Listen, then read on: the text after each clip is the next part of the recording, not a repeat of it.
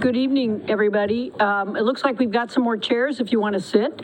2 right up in front, just like in school.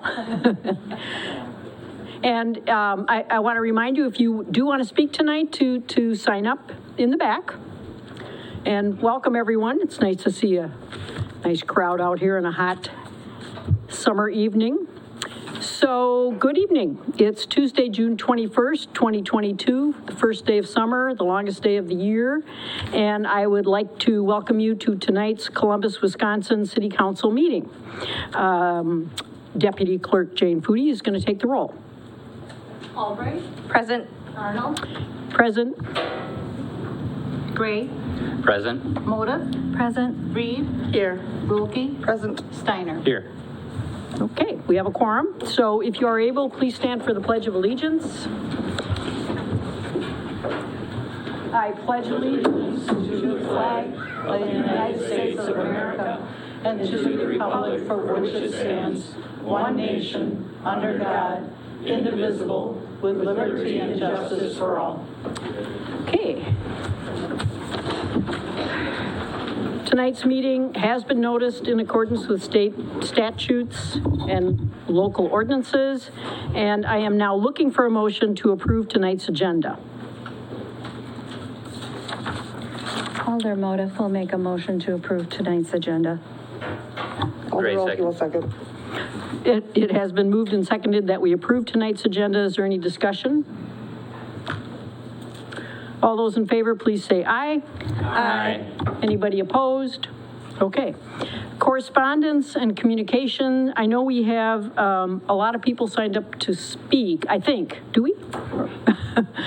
But I am guessing that most of you are here for the committee of the whole.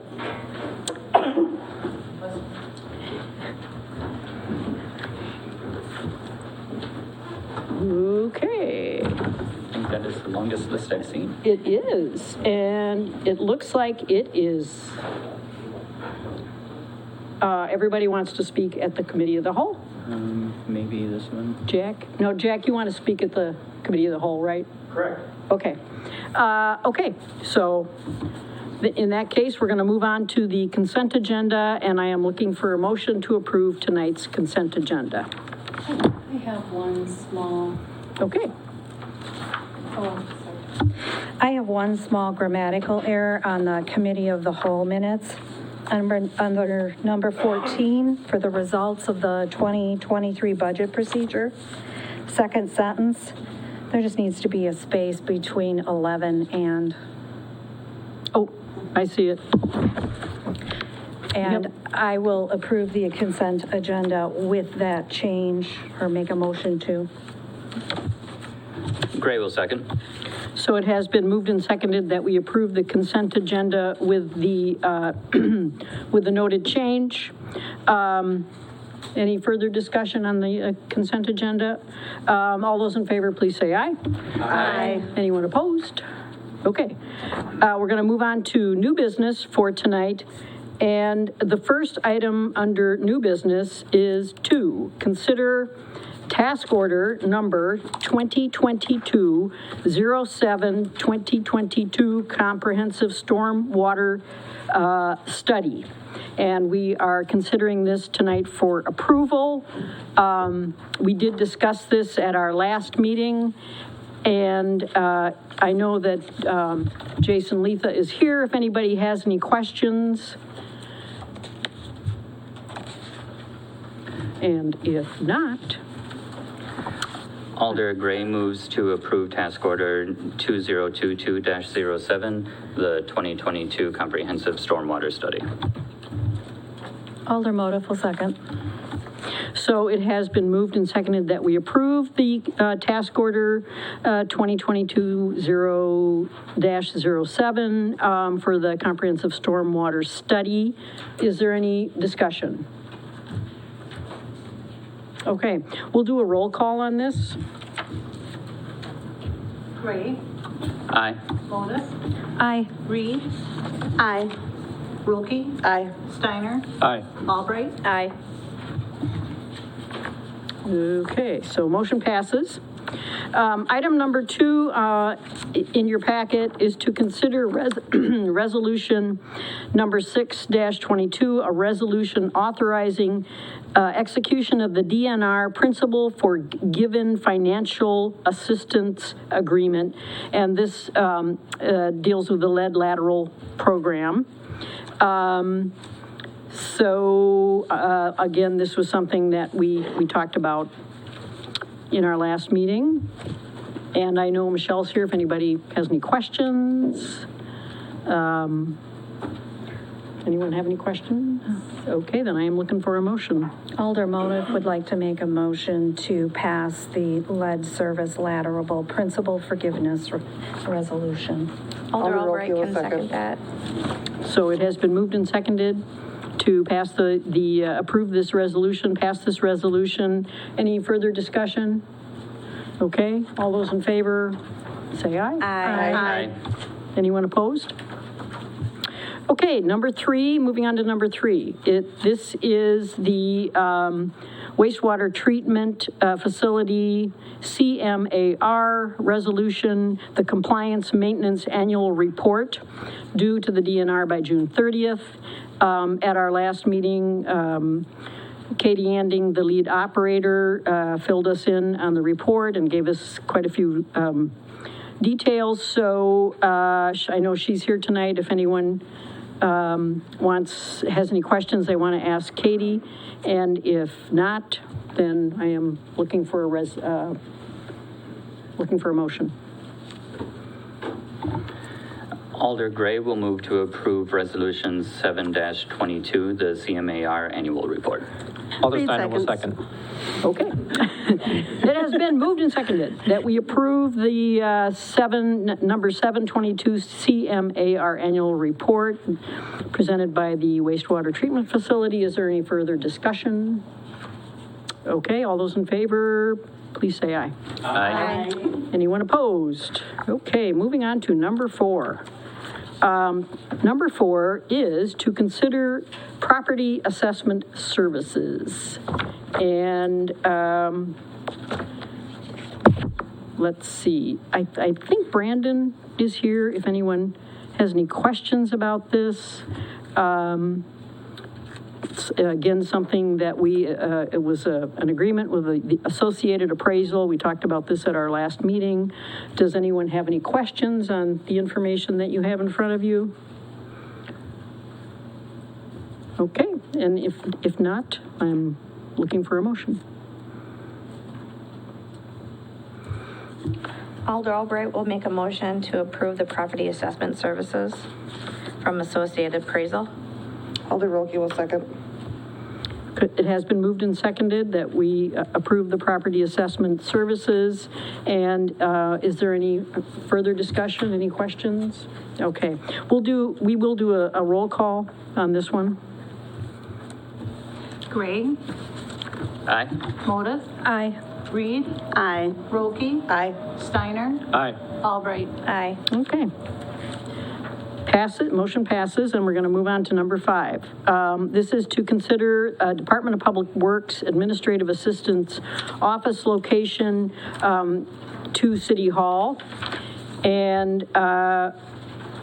this is based on the recommendations from the consultant and the Committee of the Whole last week endorsed the suggestion to move the administrative assistant from the work site to City Hall. And so I am looking for a motion unless someone has any questions or anything they'd like to bring up. Question. Yes. It's really wonderful if this can be done in the time frame that's proposed, but my question is that enough time?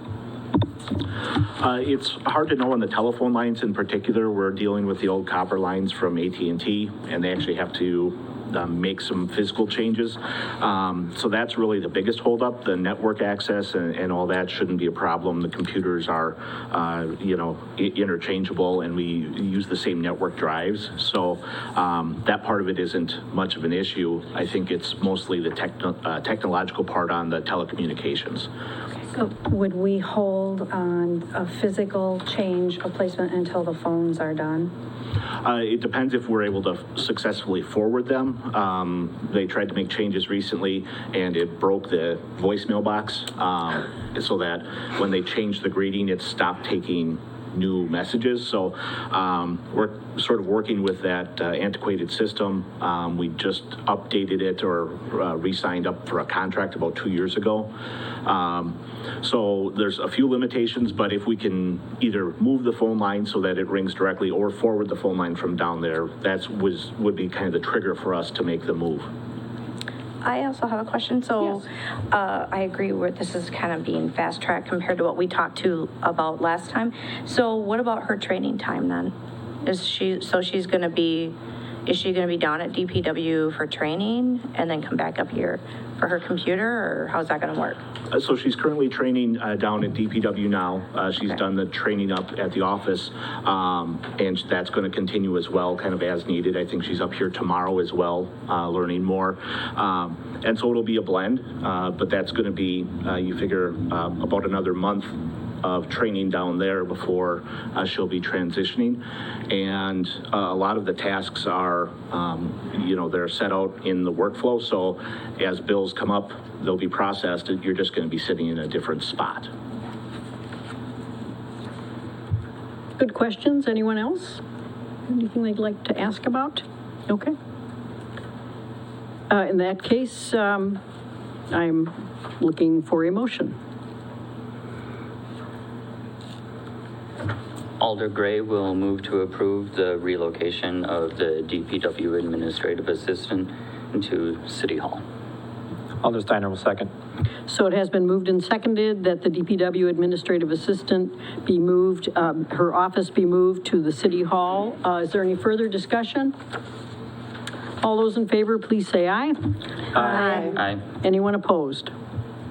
Okay, moving on to number 6, consider economic development role be assigned to the city administrator. And the committee of the whole endorsed the suggestion to add economic development responsibilities to the city administrator duties. The city would move forward with recruitment for a planning director position that is currently vacant, but the position would be more closely focused on zoning and planning, with many of the primary economic development activities removed or scaled back in the draft job description. And it's important to note that even with economic development activities coordinated by the city administrator, there will be a team approach overall, with contributions from the planning director, assistant city administrator, if approved, the treasurer, and other staff as needed. So is there are there any questions, further discussions? I had one. I went around and I talked to some of the businesses, and one of the things that they wanted to hear from an economic development director is to see the person who's in charge there. Some of them have never met Kyle. Others have had interactions with them with mild responses. I won't get into what they say or didn't say, but they want to be able to see a face to the city. And I think it's important as an economic director to have a face to that city. Who do they talk to? Who do they communicate with? Not just an email, not just a phone call, but who do they talk to? Look them in the eye and say, hey, I'm so-and-so. I'm the one you got to talk to when it comes to the city. My question would be do you feel like you're going to make a plan, or you're going to go around and visit these businesses to become that face for Columbus? I think it's a combination of things, so I think the rest of the administrator duties aren't really, except for the supervision of the department heads that we're talking about next. All the duties that I currently have are going to pretty much exist. So as the head of economic development, my goal would be to coordinate the response and make sure that we're kind of front to back handling, the interests of the economic development efforts. Now, some of that isn't going to be handled necessarily by me. I'm not necessarily going to do every business retention visit. I'm not going to do every, downtown walk to get the inventory of available spaces. if that's what we choose to do, we should go back and focus on strictly someone whose only job is economic development then. This is going to be a blended position, and so that's why the teamwork aspect is going to be important. Since I've taken over the duties for the planning director, I've already met with the primary landowner that has most of the residential land in the area. I've worked with another business that'll be coming to Plan Commission to reestablish a business in the old GAR building. So I think I have the ability to do it, and in previous positions, I've been able to successfully do that as well. So I guess it depends what the council's expectation is. If it's a full-time economic development job, it's going to be difficult to pair it with any other job other than economic development. In communities our size, I typically don't see standalone economic development directors, just based on volume. But that's kind of up to the city council on how they'd like to structure it. Sir? That was one of the questions I had. I think first of all, we don't have budgeted for a position for an economic development director as badly as I think the city needs a sole economic development person. But I did see some crossover and sharing of the BREs, and I would really like to see that dedicated solely to one person. And in this case, with the descriptions we have, that would be you. I think right now the city needs someone that they can focus on rather than having multiple people. Just my sense. Shelley, did you have something? So I guess I am a little confused. I was under the impression that, and we're talking about Matt's position, I was under the impression that Matt's position was technically going away and that you would be getting the economic development, and then we had that consulting person, that consulting team on the side to help with zoning. So are we essentially, if we go with the next item for the assistant city administrator, are we essentially adding a staff member? I thought we were going to be even up. We will be even up. So Matt's position, the contract we approved 2 weeks ago was for interim planning and zoning assistance. And so that's just interim until we have the position filled. The planning and development director position with the primary economic development duties is no longer a planning development director. They're just a planning director. You're talking zoning and other things more related to, the nuts and bolts of how you actually can start something here versus the economic development side, which is often more financial and incentive-based and things like that. And then the assistant administrator is an add-on position to any department head level position.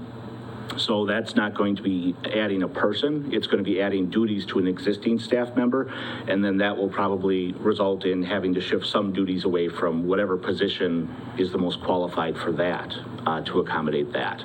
Okay, so then if we have a new business coming into town and there's grants available to that new business, you're going to be that contact then, correct? To be able to work them through the process.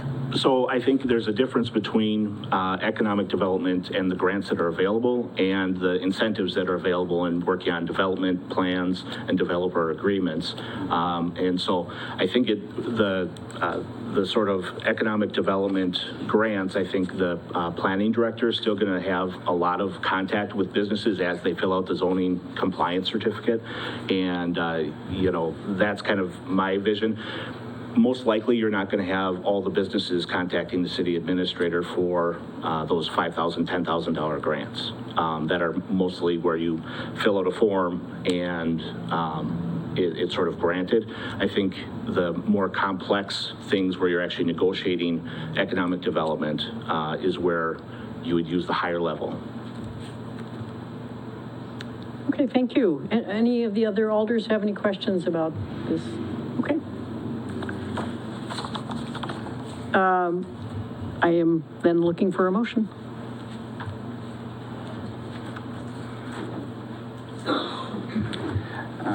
Alder Gray will move to assign the economic development roles to the city administrator.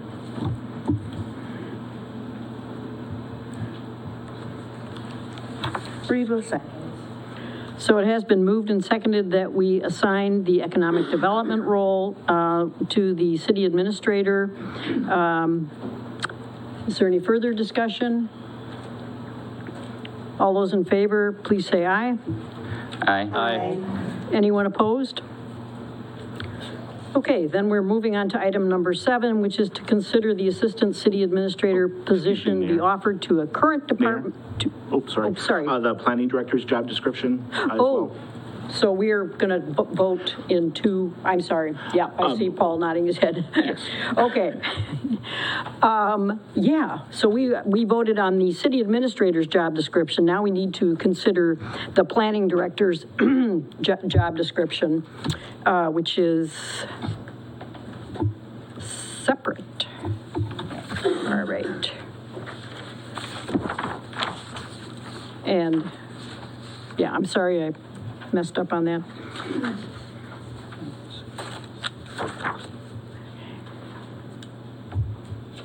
So are there any questions about the planning director's job description?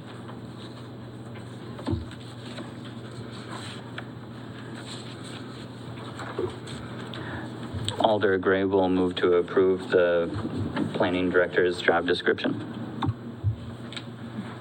Alder Steiner will second that.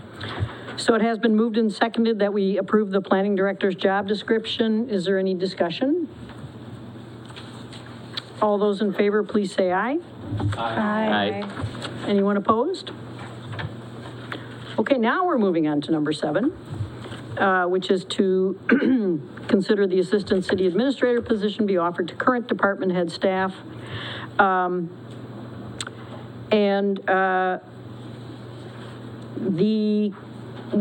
Again, going back to the organizational study, the consultants had suggested adding the assistant city administrator to the treasurer's duties, but the staff suggestion is to offer the assistant city administrator position to all department head level staff and allow internal competition for internal duties, since this position is not a standalone position, and the successful candidate will continue responsibilities of an existing position. So, are there any questions on this item? Shelley, did you have? Shelley can go first. No, she can go first. Okay. Trina. Thank you. No, just questions on if we have an idea of how many hours weekly this will likely entail, and if we're going to be having a extra financial incentive. I missed that part. I see if it's anywhere in the packet. Yeah, I think when I bring this back for approval of an actual person, there'll be a salary component potentially to it, depending on exactly who the successful candidate is, and then what skills they're kind of bringing to it, because depending on who the successful candidate would be, they're going to be more suited for maybe one thing or another as far as the areas that they may take over. And so I'm sort of waiting to see what shakes out as far as the most qualified candidate before we decide the compensation and things like that, because I think it depends on the duties that actually transfer over. Mostly going to be, I think, supervision is the primary. Anyone else? I'll make a motion to approve this job description for an administrative, for an assistant city administrator, excuse me. Okay. Alder Gray will second opening it up to the current city staff. Okay, so it has been moved and seconded that we open up the current, or the assistant city administrator position to current department head staff. Is there any further discussion? All those in favor say aye. Aye. Anyone opposed? Okay, so we're moving on now to the 2023 budget procedure and schedule, the timeline and the process. And we did discuss this at our last meeting. I think we have incorporated some budget hearings, public budget hearings in the schedule, which I think is a good thing. And so I am looking for a motion to approve the timeline and process for the 2023 budget, unless anybody has any questions. I do have a Yes. recommendation. We had talked about making October 25th optional as a listening session, but in which I am just fine with leaving that as is. But I wanted to sort of clarify how that option would be exercised. Are we going to bring it to COW and council to vote on somehow? To vote on the option of whether or not we should have it, you mean? Since there's 2 weeks in between. So I guess you're asking, how are we going to decide whether or not we want to do this? Well, I guess my assumption was we'd see if we had much interest in it, but did you have thoughts or suggestions?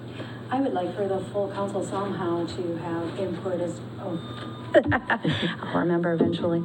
I'd like for the full council somehow to have input as to whether that session should be held or not And would you like that tonight or in the future? in the future. So kind of when we depending- have an idea of whether it's needed or not. Okay. Yes, Shelley? I was gonna make a motion to approve it, so. As long as everybody's done, I can go ahead and do that. Well, Ian, did you have something you want? I would recommend that at the end of the October 11th session, we'll just have on the agenda a discussion on whether or not October 25th is needed, and then we can form a consensus from there. It's nice and simple, and then Okay. So Shelley, would you like to make a motion? I'll make a motion to approve the 2023 budget procedure and schedule. Okay. Aldermotive will make a second. So it has been moved and seconded that we approve the 2023 budget timeline and process. Is there any further discussion?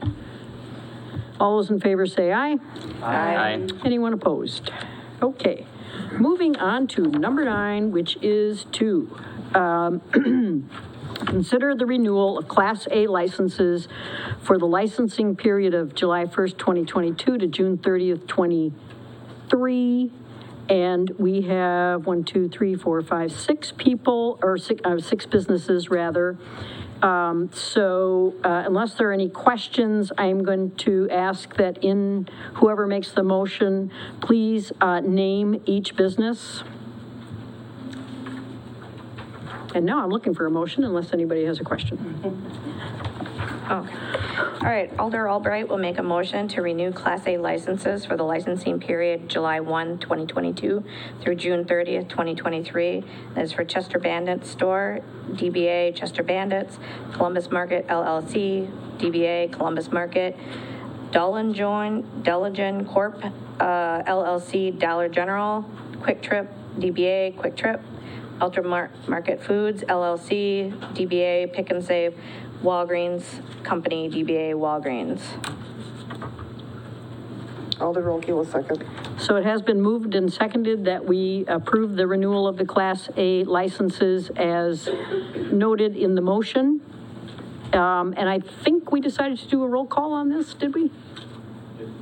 Or did we? What do you? You don't need to. Okay, never mind. All those in favor, please say aye. Aye. Anyone opposed?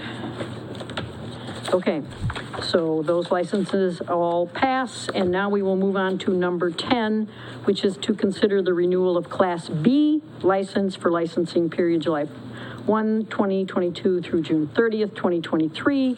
And this is for the Columbus Transport Company, also known as the Kurth Brewery. And so I'm looking for a motion. Alder Rolke will move to approve the Class B license for licensing period July 1st, 2022 through June 30th, 2023 for Columbus Transport Co., DBA Kurth Brewery. Aldermotive will second. So it has been moved and seconded that we renew the Class B license for the Kurth Brewery, as noted. Is there any discussion? All those in favor say aye. Aye. Anyone opposed? Okay. Moving on to number 11 is to consider the renewal of Class B licenses for the licensing period July 1st, 2022 through June 30th, 2023. for the list that you see in front of you. And again, I will ask you to read off the names of the people applying for the Class B licenses. Whoever wants to take that on. Go ahead. Alder Motif will make a motion for the renewal of Class B licenses for licensing period of July 1 to June 30th, 2023 for the Columbus Country Club, DBA Columbus Country Club, Columbus Family Restaurant, LLC, DBA Columbus Family Restaurant, Dubs Brew, LLC, DBA Cersis Brewing Company, James Co. Inc., DBA The Cardinal Cage, Kestrel Golf Properties, DBA Kestrel Ridge Golf Course, Liberty Square Gas Station Inc., DBA Refuel Pantry Columbus West, MP's Town Tap LLC, DBA MP's Town Tap, Tea Time LLC, DBA Tea Time Wine Bar and Bakery, Tequila's Bar and Grill LLC, DBA Tequila's Bar and Grill. Alder Gray seconds. So it has been moved and seconded that we approve the Class B licenses as noted in the motion. Is there any discussion? All those in favor, please say aye. Aye. Anyone opposed? Okay, motion passes. And then number 12 is to consider the tobacco licenses for licensing period July 1st through June 30th, 2023. And I believe we are to list all of these off as well. Okay, so I am looking for a motion. Alder Gray moves to approve the tobacco licenses for licensing period July 1st, 2022 through June 30th, 2023 for Chester Bandit Store, Inc., DBA Chester Bandit Store, 1250 Park Avenue, Liberty Square Gas Station, Inc., DBA Refuel Pantry Columbus West, 2200 West James Street, Dolgen Corp. LLC, DBA Dollar General Store, number 10422-951 James Street, James Co. Inc., DBA Cardinal Cage, 119 East James Street, Kestrel Ridge Golf Properties, LLC, DBA Kestrel Ridge Golf Course, 900 Avalon Road, Quick Trip Inc., DBA Quick Trip, number 808, 204 Dick Street, Columbus Market, LLC, DBA Columbus Market, 501 Park Avenue, Walgreen Company, DBA Walgreens, number 10396, 1500 West James Street. Alder Motif will second. So it has been moved and seconded that we approve the tobacco licenses as listed in the motion. Is there any discussion? Okay. Shelley? Okay. No. All right, no problem. All those in favor, please say aye. Aye. Anyone opposed? Okay, and then item number 13 is to consider operator licenses for the licensing period of July 1st through June 30th of 2024. And we had the addendum. Are these operators to be lumped in with the ones that were in the original packet? Okay, do we need to read everybody's name? No. Okay. So if you refer to the list or something, you'll be fine. Usually these are done on the consent agenda, so Okay, if you just make sure you reference the list that you're looking at. okay. And, okay, that's good. So, well, my daughter is on the list, so I can vouch for her, but I'm not going to read her name off. So I am looking for a motion to consider the operator licenses that you have in your packet, including the addendum for the period noted. Alder Motif will make a motion to approve the operator licenses for the licensing period of July 1, 2022 to June 30th, 2024, as is read on the detailed description and the addenda in our packet. Alder Albright will second that. So it has been moved and seconded that we approve the operator licenses as noted in the motion. Is there any discussion? All those in favor, please say aye. Aye. Anyone opposed? Okay, good. Next step for us is to approve monthly claims. They, this month, are in the amount of $206,386.92. And so I am looking for a motion. Alder Gray moves to approve the claims in the amount of $206,386.92. Alder Steiner will second. So it has been moved and seconded that we approve the claims. Is there any discussion? Okay, we'll do a roll call on this. Olive, Aye. Reed. Aye. Wilkie. Aye. Steiner. Aye. Albright. Aye. Gray. Aye. Great. Motion passes. And now we move on to the report of city officers. And Administrator Kyle Ellison will go first. All right, thank you. A couple items for this evening. Just a reminder with the heat advisory that we've been having, we have a few locations throughout the city that offer cooling center access. The community center is open tonight until 9 o'clock. The library and senior center during the day are also open. So as we get sort of into the warmer time periods of the year, just keep that resource in mind. And you can always go to our Facebook page and find out when they're being opened. But typically, anytime there's a heat advisory, you're going to see us offer that kind of resource. Just another reminder again about the speed bumps in Fireman's Park and around the pool. We really want people to slow down and be careful following the posted speed limits, and reminder not to drive off the road to avoid the speed bumps. That sort of doesn't serve the purpose. And those areas are really more congested this year with the construction and everything. So we want to keep everybody safe, try to avoid an accident. So please watch your speed and be careful and follow the rules in those areas for sure. Highway 89 construction is continuing. The blasting we talked about 2 weeks ago has been completed. It was about 100 feet that we didn't have to blast that we thought we might have to, so that's somewhat good news. The contractors are working on some sidewalk pours, and the sanitary sewer work is nearly complete. So we should be seeing some asphalt starting to go down next week. Things are starting to kind of progress, and still moving quickly. Two event reminders that I have. Tomorrow, the Columbus Summer Concert Series is going to be in Fireman's Park. I think the vendors start at 5 o'clock. The music is, I think, 6 to 8 p.m., and it's the Gary Beal Band. And then obviously the 4th of July celebration starts in the next couple of weeks. Thursday, June 30th is going to be the kickoff with Family Night. And then they have activities on Friday evening, Saturday and Sunday, and Monday all day. Obviously the 4th of July parade at noon on Monday and fireworks at dusk. So hopefully we'll see everyone out at Fireman's Park for that. And that's all I had. Great, thank you very much. Just want to let you know that 5 miles an hour is really, really slow. Very hard to drive at 5 miles an hour. So be prepared. So the farmers market is going to be occurring every Wednesday until fall, unless there is torrential rain, a heat advisory, or a tornado warning. And yes, we've experienced all three on the previous Wednesdays. So please stop by tomorrow. It's going to be nicer. I think it's only going to be in the 80s. Show your support. This is such a great event, and we don't want our vendors to get discouraged.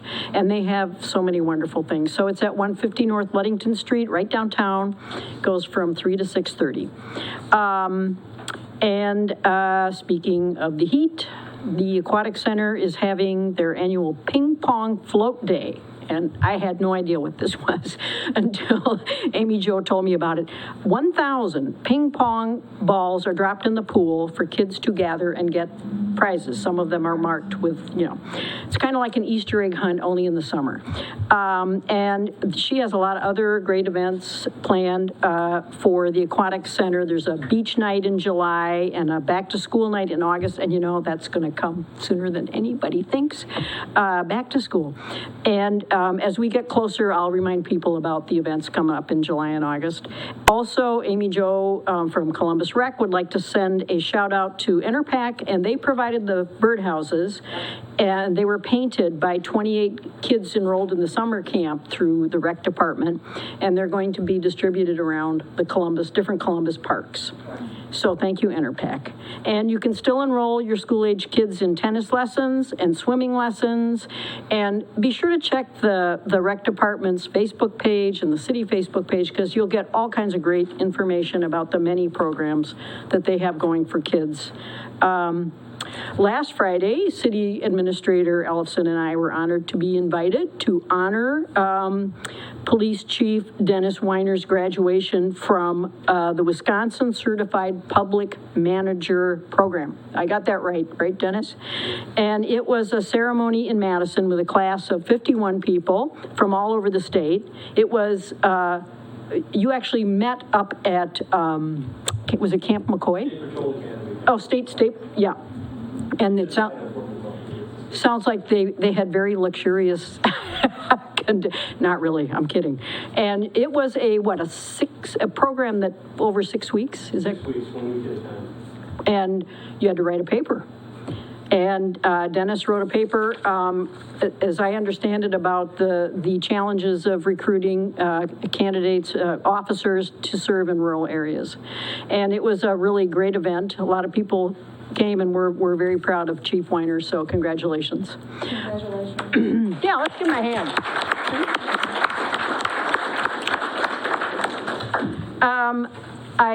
I also walked in tonight and was handed a check from our former mayor, Kelly Crumby, who had a wonderful event on Father's Day in memory of his late dad, who was a great guy. They sold tater tots, which were his favorite dish, with all the money from the tater tots being donated toward the newly established fundraiser for the basketball and pickleball courts in Fireman's Park. And he gave me a check for $195. And thank you very much, Kelly. This was very generous. And yeah, we'll give Kelly a hand too. So I'm gonna get a little corny now before I sign off tonight. I was reminded last week that it's important to say thank you to people. Tell them they've done a good job. Tell them that you appreciate what they do for us. So to everybody, and I think it's very important for us not to take, so many things for granted. So to everybody who works for the city or helps our city run more smoothly by serving on boards, commissions, committees, or volunteers for any city department, thank you. I appreciate all of you, and you guys are great and are doing a good job. So that's it for me. Oh, except now I'm looking for a motion to adjourn. Alder Steiner will motion to adjourn. Alder Motive will second. So it's been moved and seconded to adjourn the regular meeting. Any discussion? All those in favor, please say aye. Aye. Anyone opposed? Okay, great. All right, we have a pretty full room, so if people need to use the facilities, it might take some time, as I do myself before the next meeting. So I have 7:12, let's do just over 10 minutes, say 7:25, plan on meeting back. Sound good? Yeah. All right, thank you, everyone.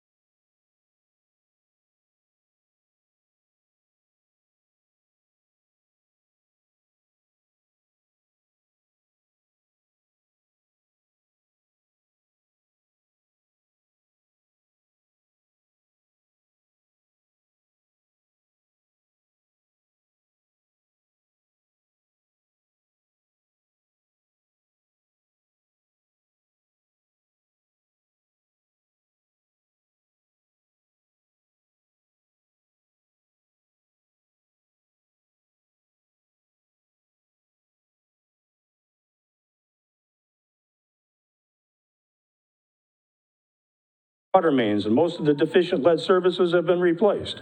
We have excellent storage and pumping capacity. Water delivery systems are judged by fire flow. Our fire flow capacity is excellent compared to many other communities.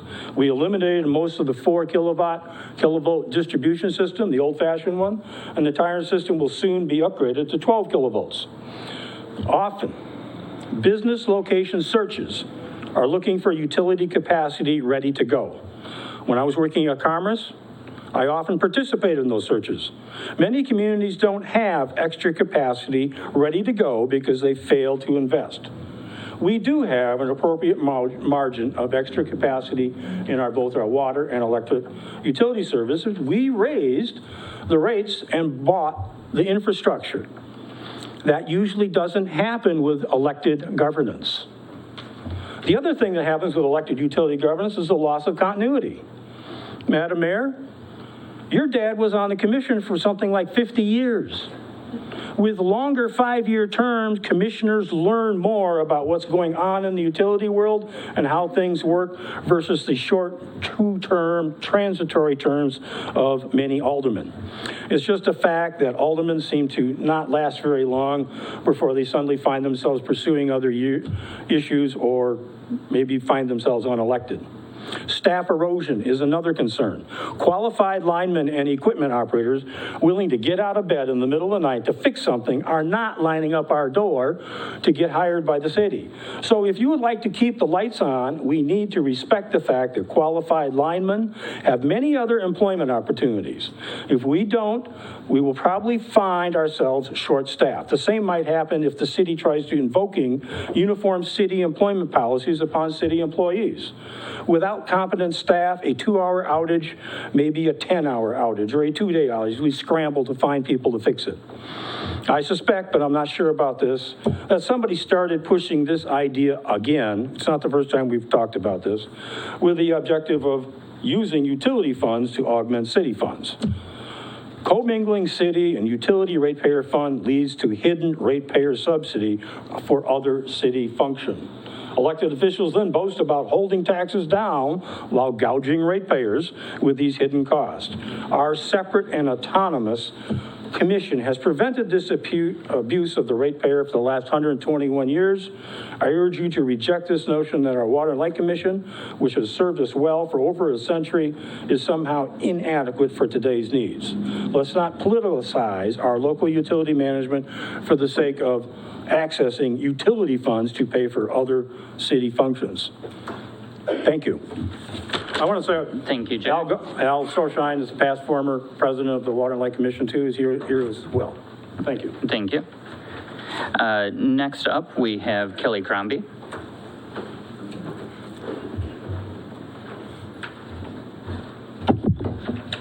Kelly Crombie, 442 South Lewis Street. I served as mayor of Columbus from 2013 to 2014, and also, I guess, served 4 years on the Water and Light Commission, although I'm not here to talk about the Water and Light Commission.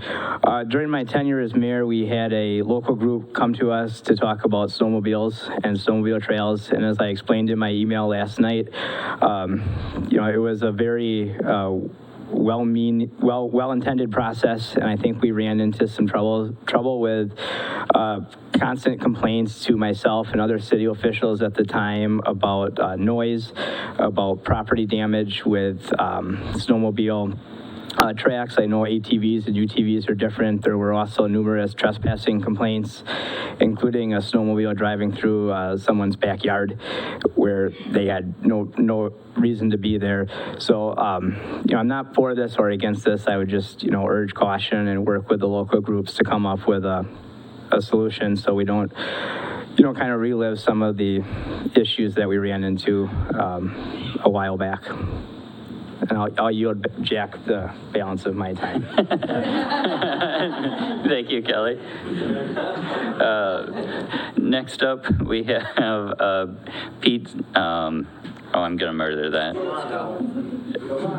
Skalitsky. Okay. Well, my biggest problem is the L looks like a T because there's a line through it.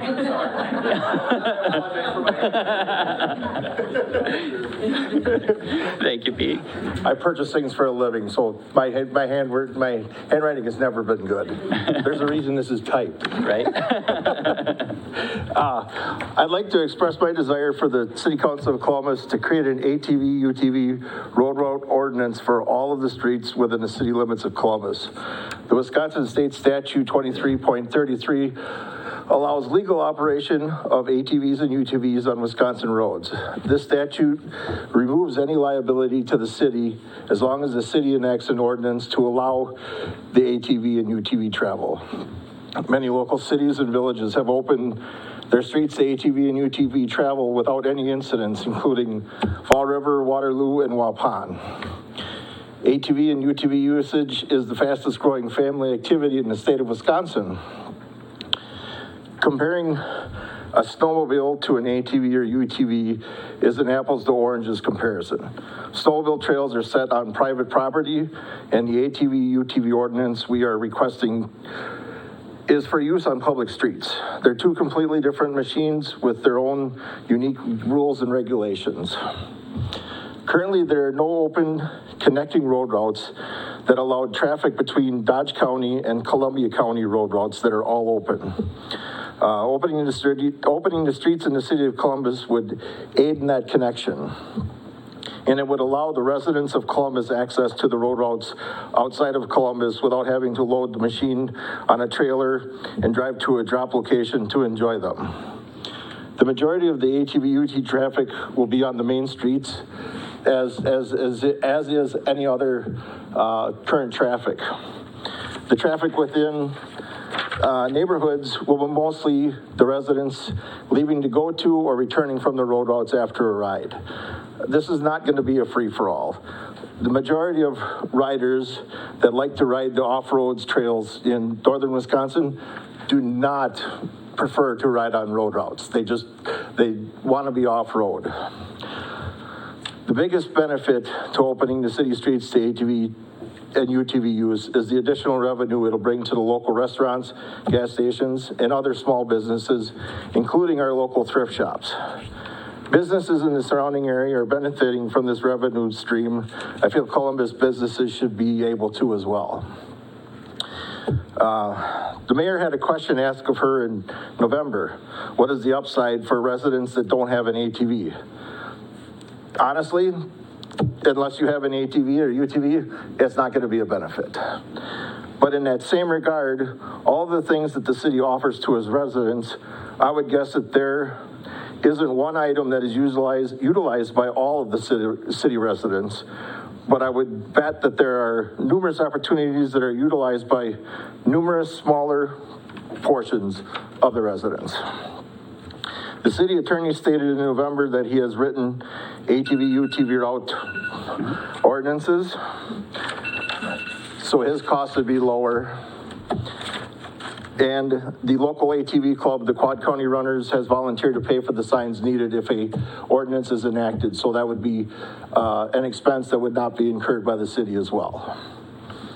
In conclusion, I'm asking for your support in voting in favor of creating an ATV, UTV road route ordinance for the city of Columbus. Thank you for your time. Thank you, Pete. And next up, we have Lori Schwerer? Schwerer. All right. I was waiting up to Hi, Lori Schwer, N1356 Went Road, outside of city limits, but I'm a Columbus Chamber member, and we do own property in the city of Columbus. Lack of knowledge about UTV routes is probably going to be the biggest question for most of you. So I'm just going to throw off some statistics. You need to be, which should be written in the ordinance, 16 years old, have a valid driver's license. Your machine needs to have insurance. You need to have a seatbelt on. If you don't have a seatbelt on, they go like 15 miles an hour, so you do want to wear your seatbelt. You need to have headlights and taillights. That's in the state statute. Should be in the ordinance, so you're not going to have 12-year-olds running around the street, or somebody has to be somebody who knows how to use the road. The average age of members in the two clubs I'm involved in, the Quad County Runners and the Columbia County ATV, UTV Enthusiast, is 52. I mean, we're all adults that are doing it, you know, it's not young people. I believe the average cost of machine is $20,000, and I think that's on the low end of what we're driving around when we do our activities. I think all roads should be open in the city due to if somebody is close or not, but people are going to take the straightest routes through the city. They just want to get from point A to point B. They don't go gallivanting around looking at other places. You know, they want to get to where they're going. And in note of saying that, there's only 3 ways you can get in and out of Columbus: River Road, Lewis Street at Old 73, I believe, and County K.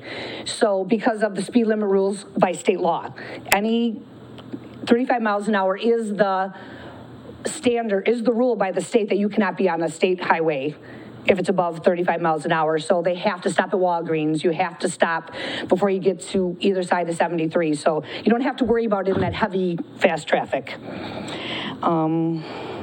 We've done multiple rides from Club 60, the business that I own, going to other communities. In Rio, we stop at the farmers market, the gas stations. People stop and have lunch. Other organizations do fundraisers for food stands. We do stop at the bars to get something to eat and drink. But that's not what it's all about. And people just stand outside and talk, local things. And the average age really is like 40 or 50 years old. And when we do a community thing, we donate. Things are fundraising. We have an MS ride for this Sunday coming up. Our previous ride, we had 90 machines, over 150 people. No incidents whatsoever. The DNR has been out on our rides, sitting alongside the road. They'll randomly stop people. If somebody's doing something wrong, they stop and enforce them. Nobody has gotten a ticket, to my knowledge, in any of our rides. And we've stopped to talk to the DNR, and they just want to help enforce it, the police. And so I think just lack of knowledge. So if you have any questions, please feel free to ask. We have people here with a lot of information. So, okay, thank you. Thank you very much, Lori. Next up, we have Bill, it looks like Blasky. I'm Bill sorry. Blaska, 707 Cherokee Path in Lake Mills. I don't even have a machine, but I started this club, Quad County Runners, 7 years ago. We're in 4 counties already, and it's growing. The biggest thing here, the revenue this brings into the state of Wisconsin, according to WAFA, Wisconsin ATV Association, $1 billion economic impact to the state. And that could be part of Columbus too. It's big. There's 500,000 machines so far as a month ago. Last October, there was 459,000 machines, so it's growing fast. The state has been adding more and more acts. They wouldn't be doing that if there's been problems. There hasn't been. 2013 Act 316, crossing a bridge on a state highway. 2017 Act 87, 35 miles and under. That's what Lori's talking about on state highways. 2017 Act 193, where you need to just mark the perimeter of a township, a county, or the city. With that, Dodge County just passed here. We just got the signs up last week ago, Friday. All county roads in Dodge County those are 55-mile roads, are ATV routes. All county roads. And every township in Dodge County is passed and open. In Jefferson County, all county roads in Jefferson County are legal to ride on. And every town in Jefferson County but one right now, one left, it will pass. So the city, this is where they really should be riding. It's slow speed, and of all places in the state of Wisconsin, the city is, in my opinion, the #1 place where they should allow this if you're going to be riding the roads. We recommend the drivers have a driver's license. Anybody born after 1988, January 1st, must have a valid ATV safety certificate. These ATV operations, a UTV operation is safer than a motorcycle in every regard. You can't argue that. It's just statistics show that. We cover the cost. Our club will cover the cost of the signs. There's 8 states right now that license on all their highways except for the interstate. I think Iowa is going to go through here. That's just happening now. Make 9 states shortly, and that's all roads. 31 counties in the state of Wisconsin, with very few exceptions, are open to all county roads. The cities Waterloo, Juneau, Waupun, Mayville, Wisconsin Dells. You're not going to find a city in the state any more busier than Wisconsin Dells, and that's wide open. Wisconsin I think it's Black River Falls, just passed. And right now, with what we have in Dodge County, we can go from Waterloo, actually from Lake Koshigan, all the way to the UP on road routes. It's growing that much. I got a kick out of this. This is a smart car. That's a picture of a smart car. That's a. Oh, thank you so much, Bill. Your time has lapsed for tonight. Yeah. Why didn't you hear it? Oh. You got too loud the first time. Thank you, though. Next up, we have, looks like Ted Petrie.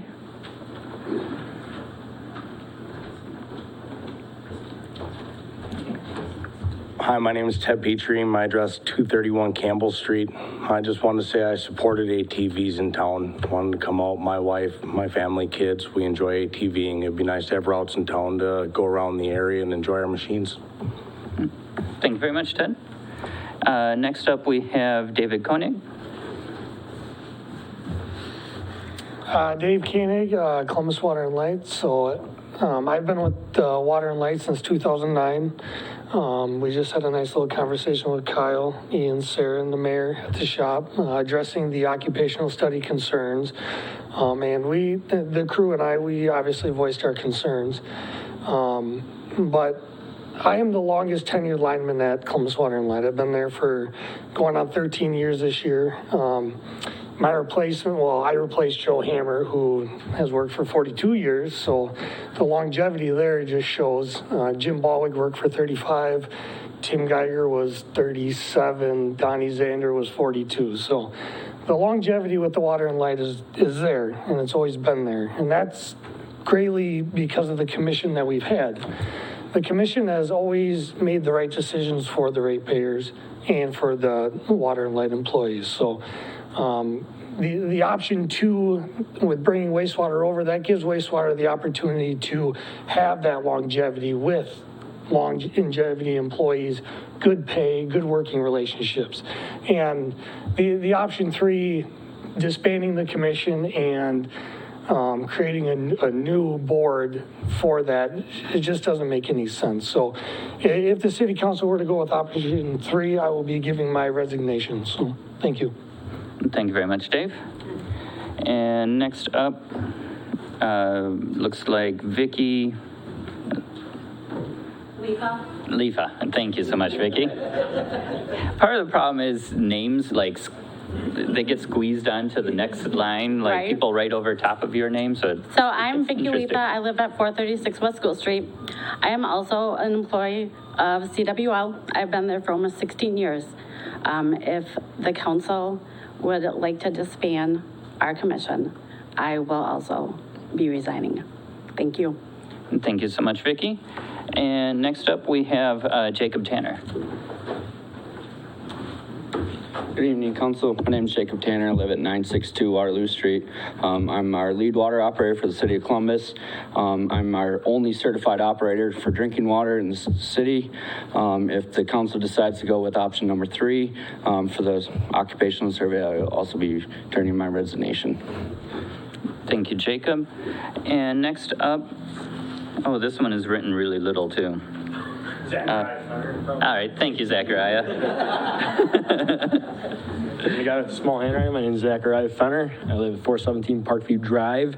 I am a journeyman lineman. I've been here I've lived I'm originally from Watertown, moved here in 2016 or 2018. Got my dates messed up. But I also have the fear of the options 2 and 3. Option 2, honestly, that's the way to go. Option 3 scares me. I moved here to be a lineman. I moved here to make the power in this community reliable. As Jack was saying, get rid of the 3 kV, bring in the 12 kV, make it the most reliable, power source that you can get. I live over in Parkview. I don't have outages. People in the middle of town, guarantee you have outages. That's where all the 3 kV stuff is, you know? If you go with option 3, and like you said, you start messing with the rates and the payers and stuff like that, and you take away our funds to build the community, I will also throw in my resignation in that sense too.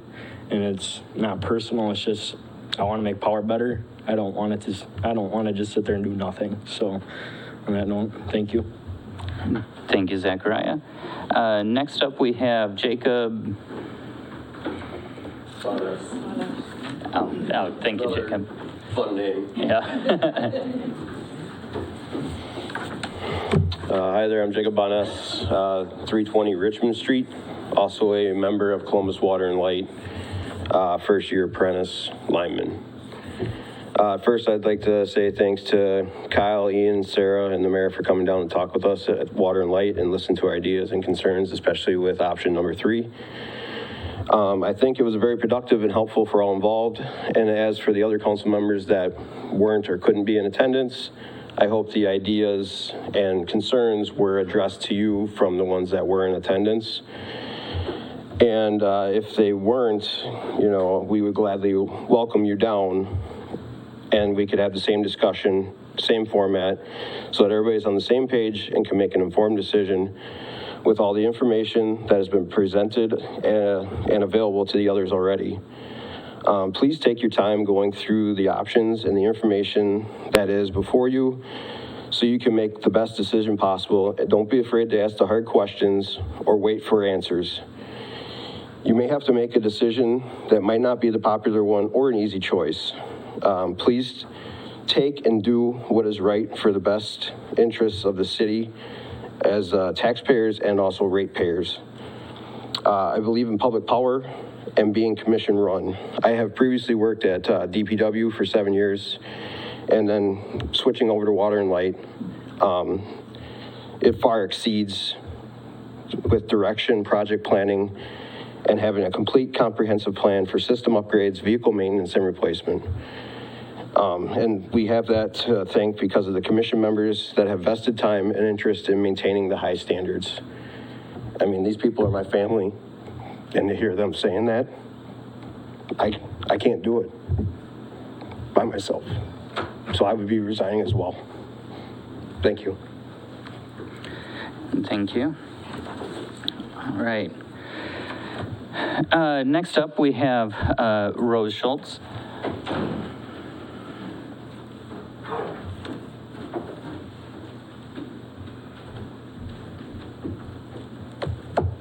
Hi, I'm Rose Schulze.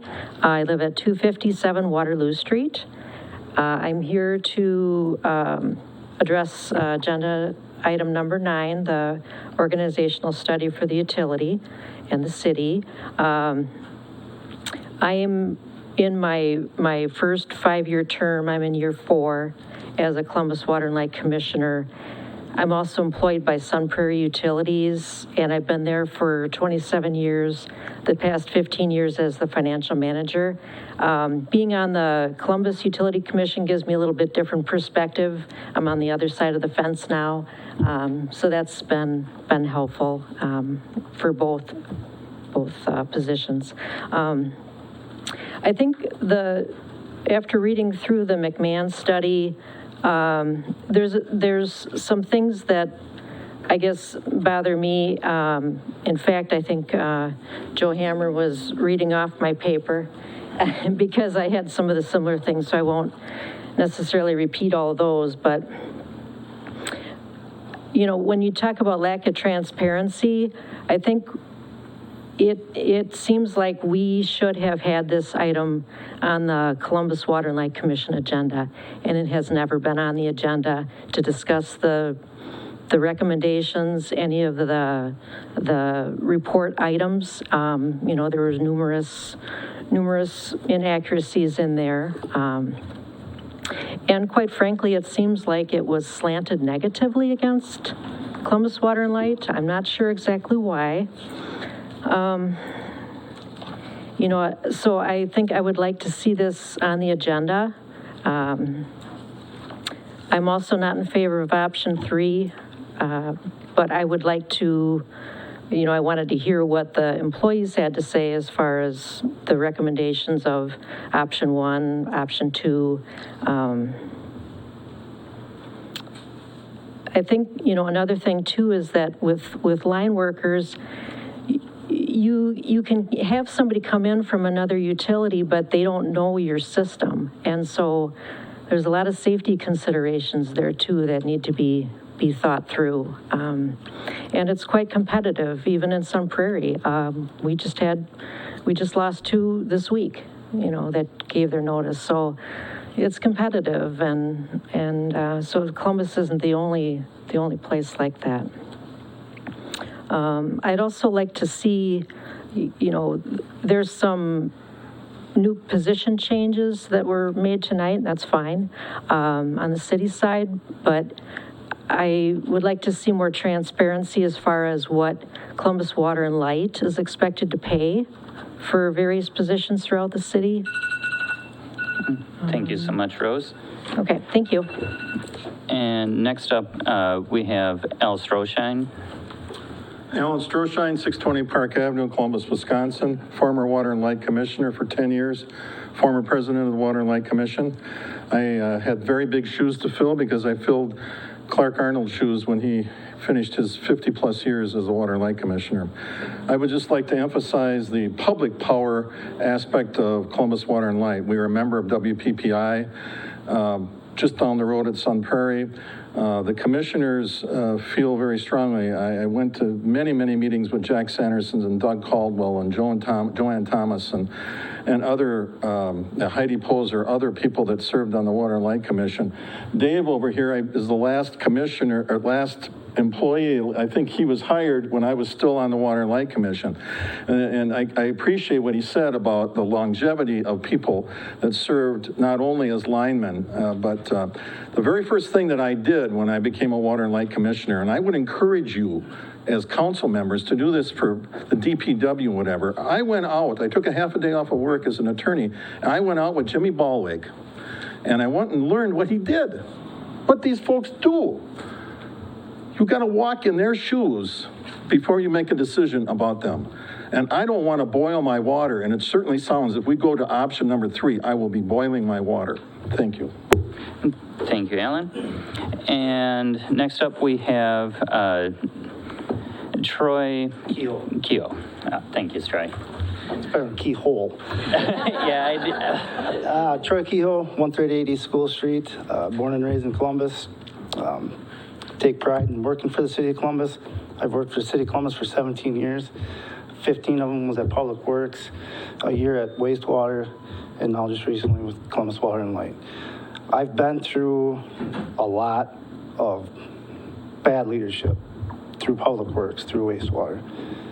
What brought me to Water and Light was because of their leadership, because of their commission, because of Joe and Michelle and Dave. When I was running the water and or wastewater, when 2 other employees, it's run by 3 people, 1 million gallon a day plant, 3 people, 2 of the main people left. I was 6 months, 7 months into working there, running that plant with no help from the city. Joe and Michelle stepped up in their commission and offered their workers to come to the treatment plant and help me out. I go for option 2 also. Bring wastewater over, make them a better utility. Why fix something that's not broke? And with that being said, been gone through being at wastewater by myself. I can't be at Water and Light by myself, so I will also be resigning if you go with option 3. Thanks. Thank you, Troy. And that was everyone that I had signed up for speaking tonight at the Committee of the Whole. And thank you, everyone, so much. So, moving on, item number 5 are department reports. In your packets, you will find reports from the DPW, the fire station, library, Lifestar, police, and the treasurer. Did anyone have any questions, comments, concerns about any of those? Seeing none, Then we will move on to item number 6 is to review bids for the CDBG project. We got some more information today, and Jason is here from Rupert Milky to talk to us about that a bit more. Good evening, Council. You should all have gotten a hard copy handout, possibly even an email with the bid results today, and I appreciate your patience with us getting some additional bids out. We did open this morning at 10 a.m., so this is hot off the press, if you will. And there was some good news and probably some less good news. The good news is we had a good turnout. So our efforts to rebid this project and get some additional information to really benchmark where that initial bid came in was something that we were able to achieve.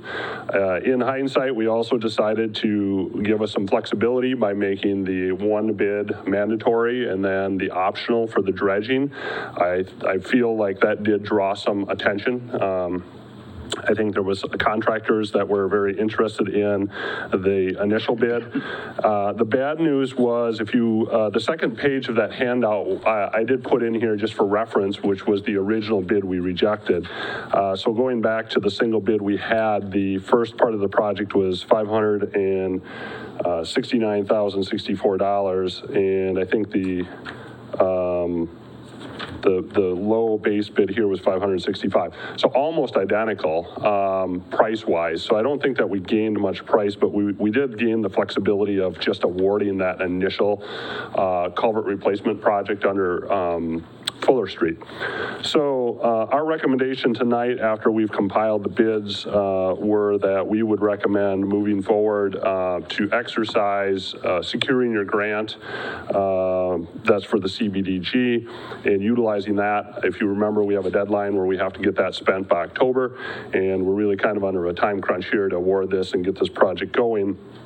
The grant amount is $423,483, and so you would be looking at awarding the initial base bid. The borrowing amount would be in the neighborhood of $142,387 versus if you did select the alternate option A to do the dredging, the borrow would be closer to $637,000. I feel like that's probably a little big of a bite for the city council here to tie that to the grant. There are a few things that I would say to think about this that might be driving prices higher. We know the current state of the economy and the market out there is really driving prices higher. Gas prices are higher. Obviously, that's reflected through. I also think that the time of year, there's significant projects out there under construction, so there's probably contractors not necessarily looking for work, although we did find a fair amount that were interested. They may not be competitive. And I think the last thing to keep in mind here is because the grant's tied to this, there are federal wage rate requirements that contractors have to pay, which are obviously higher than what we would maybe see for this type of work. So not maybe throwing away the dredging forever, but maybe reviving that, you know, going forward into another year or something, we might be able to see, and I'm pretty confident we should see much lower prices. It just seems like the dredging piece was so high to me. Every time we bid this out, we've got a very high price, and it's not a large volume of material. We're only talking several thousand yards of material. So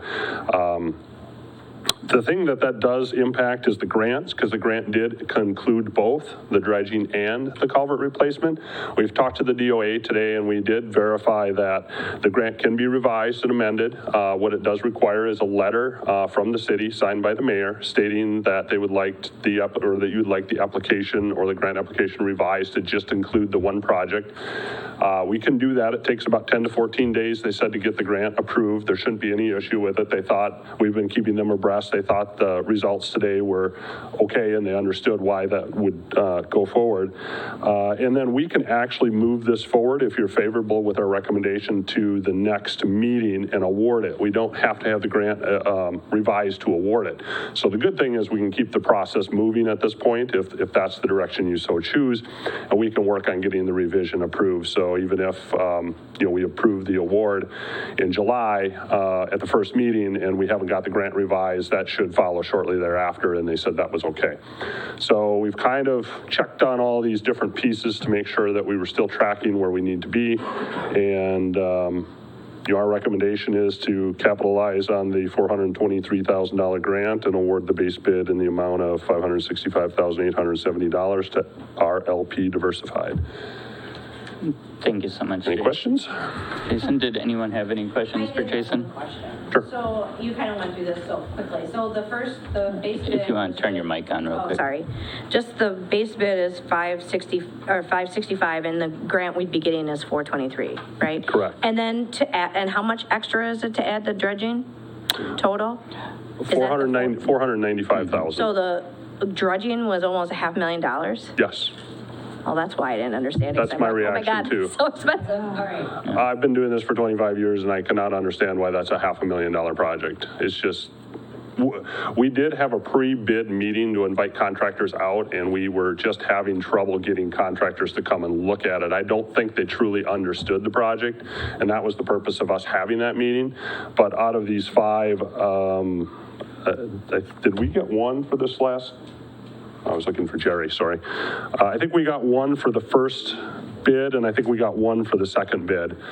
So again, we were trying to draw those people out to explain to them and show them, but without seeing the project, I think people were just afraid of, potential issues that, they built some contingency into those costs, so. Okay. Great, thanks for clarifying. Thank you. Did anyone else have any questions or? Go ahead, Aldereen. Just wondering how we would fund the extra, $120,000. What our options would be. So we had always planned on borrowing because the total project was going to be in the $500,000 to $600,000 range. So we always imagined we would be doing the borrowing. We just imagined the borrowing would accomplish everything. So it's the same concept, still borrowing for the shortfall, but only getting, unfortunately, half the project that we anticipated. Thank you, Aldereen. So everyone understand that this is still in line with what we were anticipating. It's just unfortunately getting less accomplished for the same money. So, I mean, in my opinion, we should move forward with the recommendation of going with the base bid of $565,870 from RLP Diversified. So anyone else, how's the rest of the council? I agree. All right, perfect. So we'll move that forward. Thank you so much, Jason. Let's see here. Next, we have the request from Police Chief Weiner for body cameras.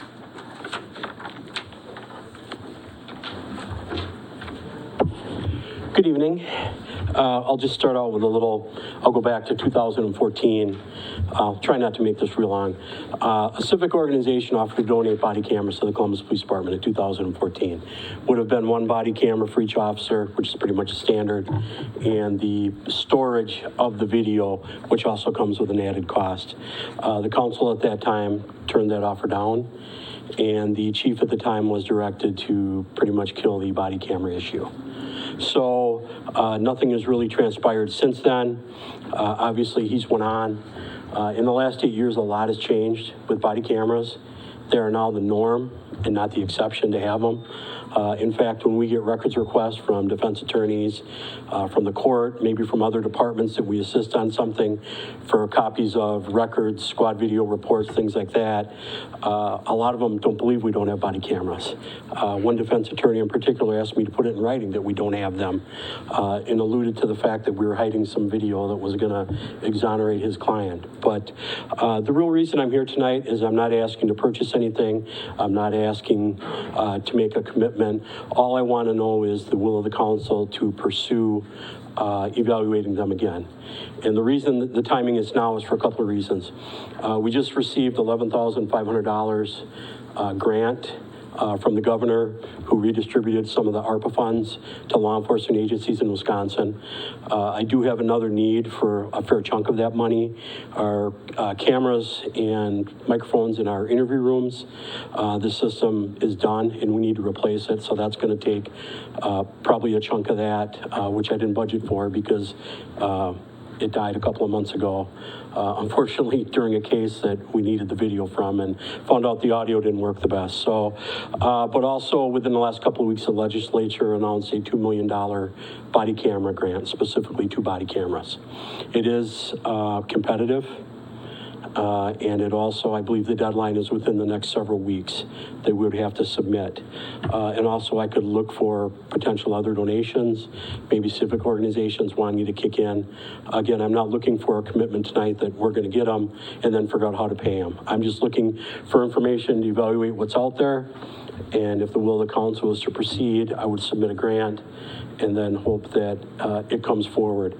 The body cameras themselves are not that expensive. They're anywhere between $800 and $1,000 a piece.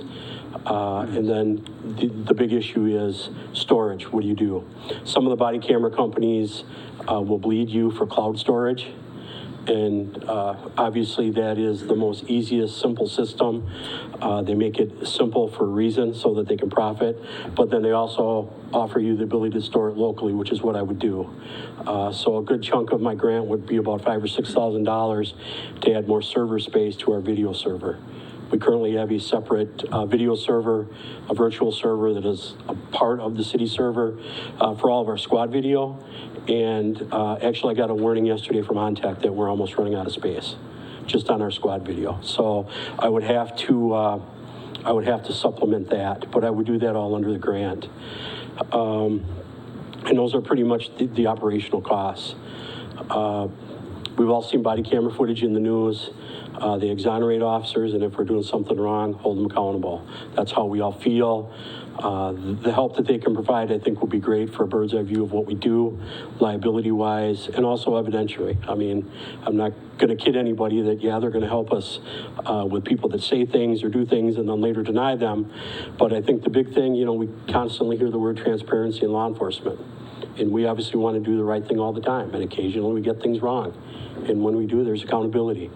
So again, I'm not asking for buy-in and go ahead and do it and figure out how to pay it later. I'm just asking for the will of the council. I'd like to reach out to 3 of the 4 top vendors, get some prices, get some model numbers, and put a package together, and then submit it to a grant or some other funding, or maybe a mix of the ARPA funds and a grant or something that we could fund it with so that it wouldn't be out of tax dollars, because I don't have that amount of money sitting around in my budget. So I just want permission to look into it, and at a later time I'd be coming for you to ask you to let us implement it. That's all I want tonight. I'm not asking for commitment to any purchase whatsoever. I guess the big message is I don't want to do a bunch of homework if then I'm going to come to you with a package and then all of a sudden it's like, we don't really like body cameras. Then we've done a lot of work with really no end value.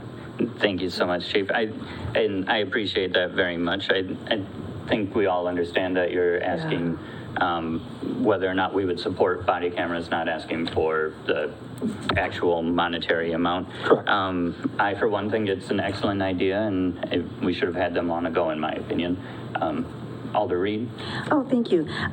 I absolutely concur. I think it would make a ton of sense, both for the, our own liability protection as a city and for the public to know that all the interactions can be reviewed and that everything is transparent and above board. So I think it's an excellent idea.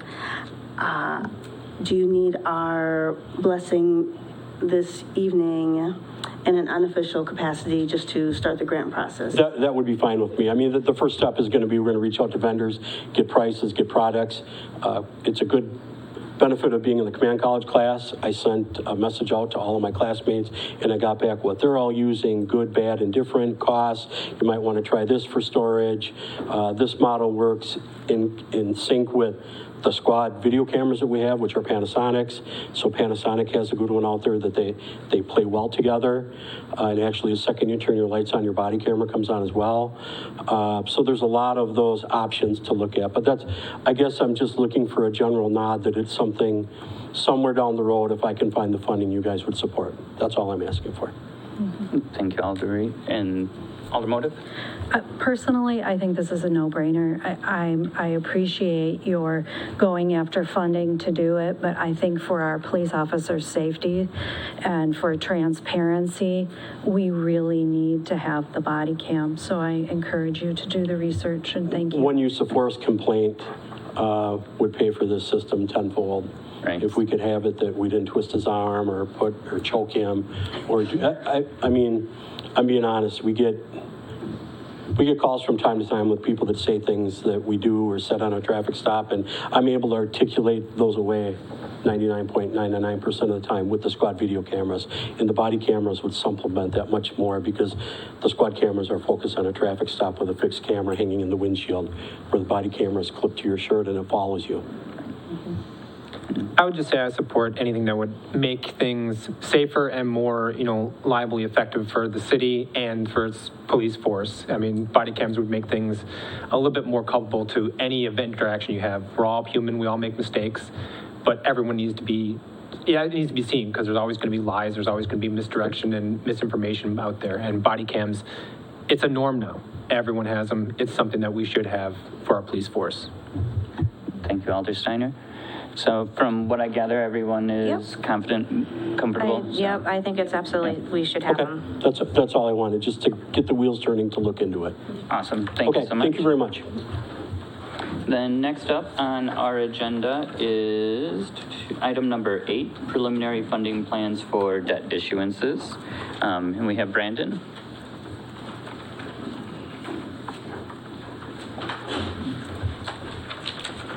All right, good evening. In your packet, you have 11 or 12 pages with tables and graphs and numbers. I'll make it pretty simple. The numbers are very preliminary at this point. The CDBG grant numbers we are waiting on, so now you kind of have a little more of where that's coming from. There are 2 options for repaying in there. There's a 20-year repayment option, which is mostly general obligation bonds, with 1 note in there, which I believe we're going to scrap at this point. It was for $175,000 for a plow truck, which is not eligible for bonds. It's only note eligible. But I think we may look at a local bank loan for that. The other option is a 10-year repayment option where everything is under a note. But again, the numbers are still in flux, but this is the preliminary one for you to look at it and see what the council wants to do, and look at 20-year or a 10-year repayment option. Thank you so much, Brandon. And any questions or comments from the council? Look in your guys' direction.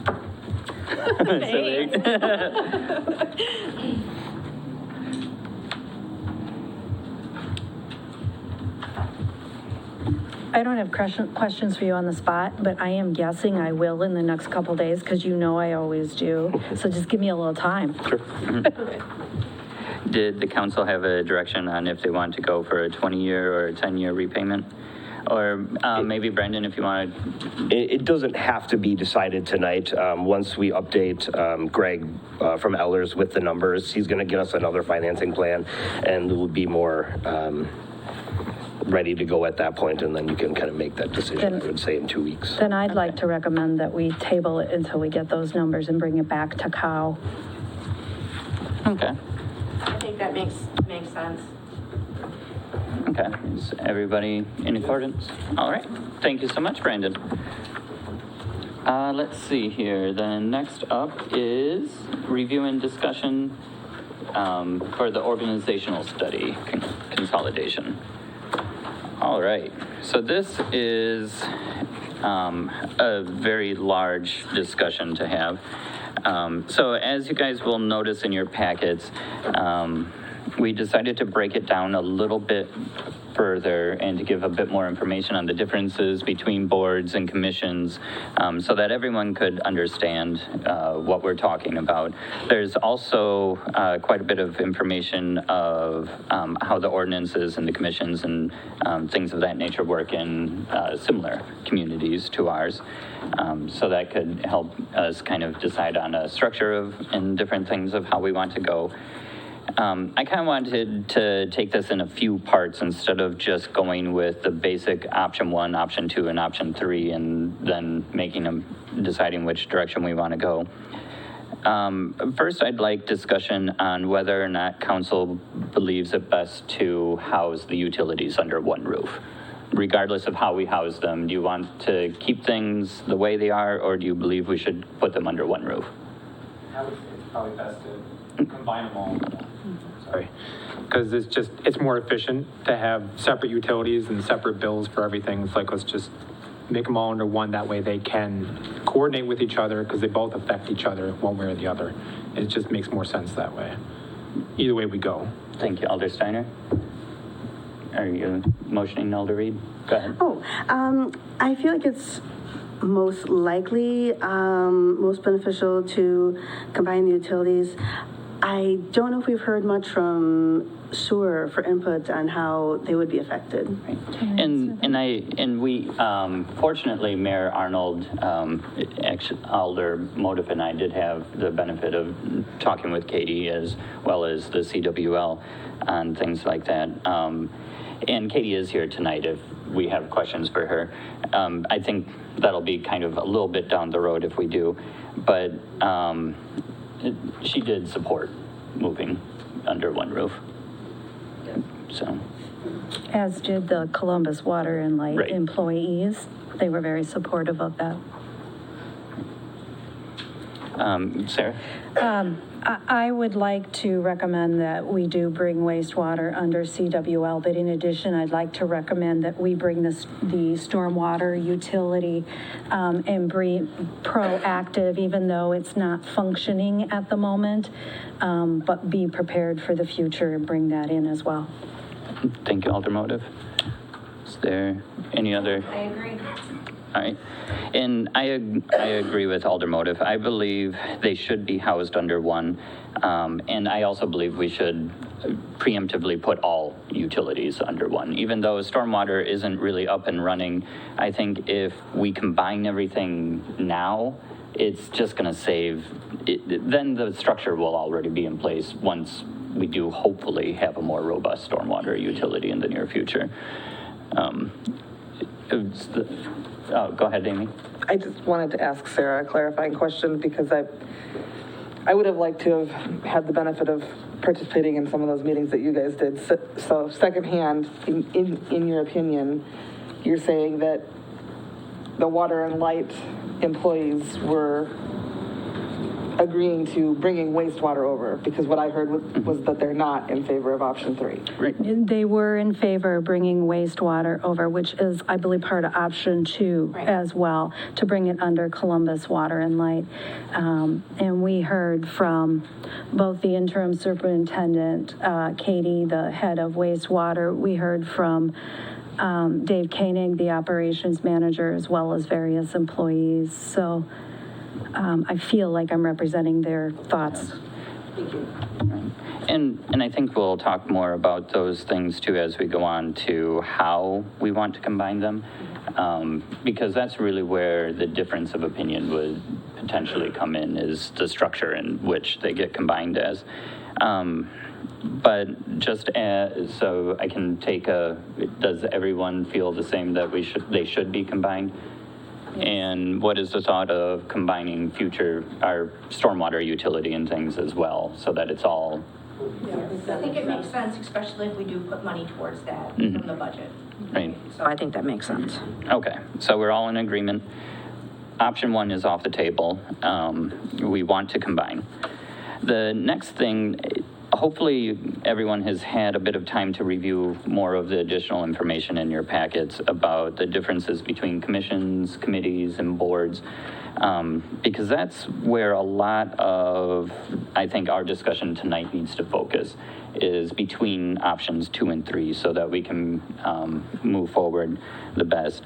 And this is, like Alder Motif was talking about before, the CWL, all of the employees that I met with and spoke with did support combining, but they all supported it under a commission-based structure, is where their opinions lie. And some of them were very firmly opinionated under the commission structure. So I do believe that's valuable information that the council should have.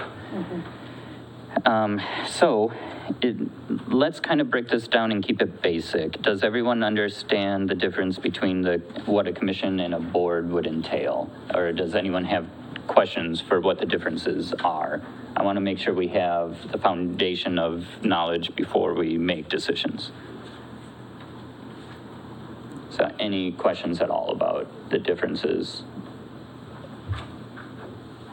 Go ahead, Alder Steiner. So as I understand, commission is just going to have people that are there for a longevity time. With the board, it would have a lot of turnover over the course of certain terms, as opposed to commission where some people are president for like 40, 50 years. They've worked with the utility, they know what they're doing. Whereas the board, we're going to have people that may not know much about water and light, and they're just going to switch over every couple of years and have a different perspective every now and then. That's honestly a bit of a misconception. I'm glad you brought that up. So the term of anyone on the commission or the board would be decided by us. So someone on a board could have X amount of years term, same with the commission. So the longevity is absolutely no different between a board or a commission. They can be reappointed as many times on either, and the duration of that appointment is decided in ordinance by council for either. So the longevity would be the same with either. The biggest difference between a commission and a board or a committee is going to be autonomy. The commission is going to be a lot more autonomous and have a lot more power whereas opposed to like a board or a committee that would typically, and again, this is also, we can give them different power or responsibilities, we decided in ordinance, but typically they would report directly to the council, whereas the commission would have more autonomy to make decisions on their own without council approval about a lot of things. But again, those are also things that we can decide what they can make those decisions on, or when they need to report back to council, or if purchasing policies need to be in line with the city.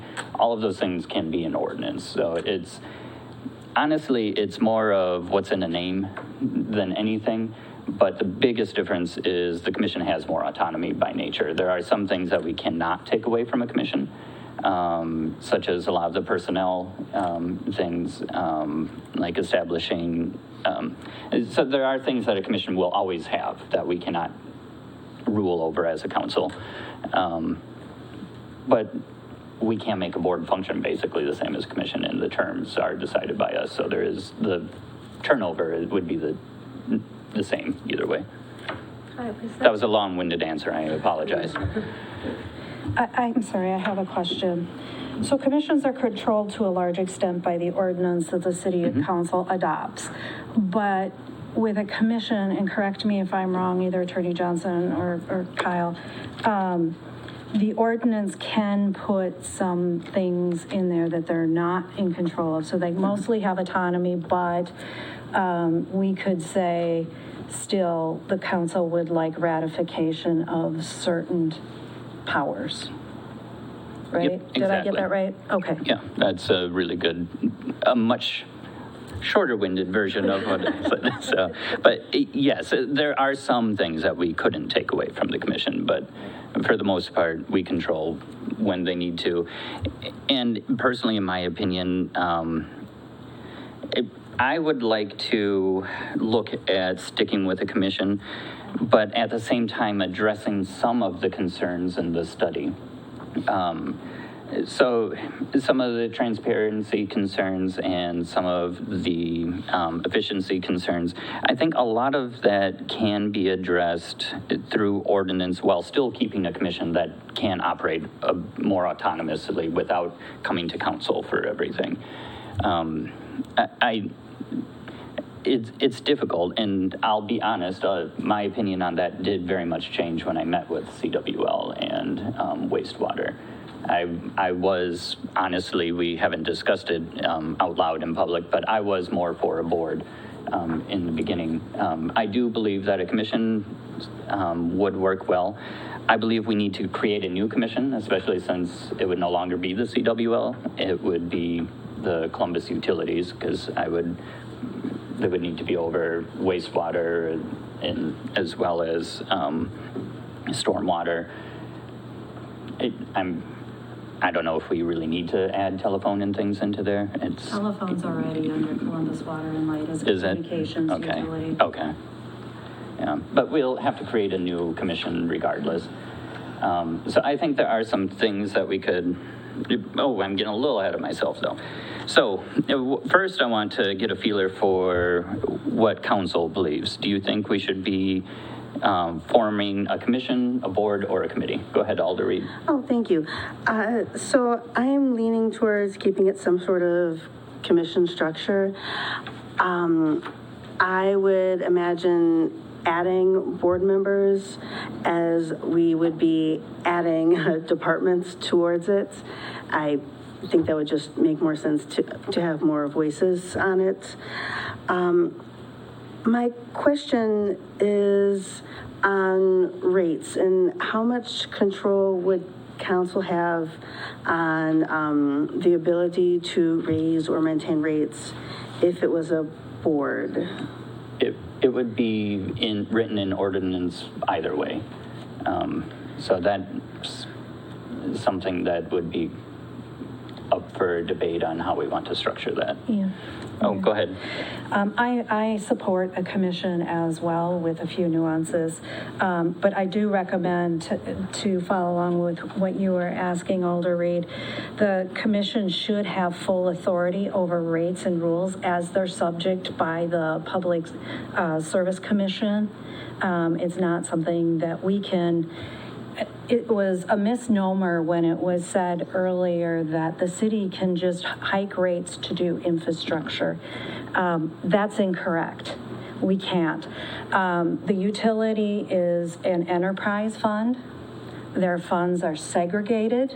They are accounted for separately, even though they are a part of the city. So I do feel very strongly that that part should remain under commission control. Thank you, Alder Motive. And that, I think, we'll get into more detailed of how that would work here in a moment. But first, I want to discuss if we're going to a commission or a board or a committee, and then discuss the makeup of that board or commission or committee and how we want it to look. Go ahead, Alder. I would just say, I support a commission to the extent I believe the autonomy would make things a bit more efficient as opposed to the red tape of coming to council for absolutely everything.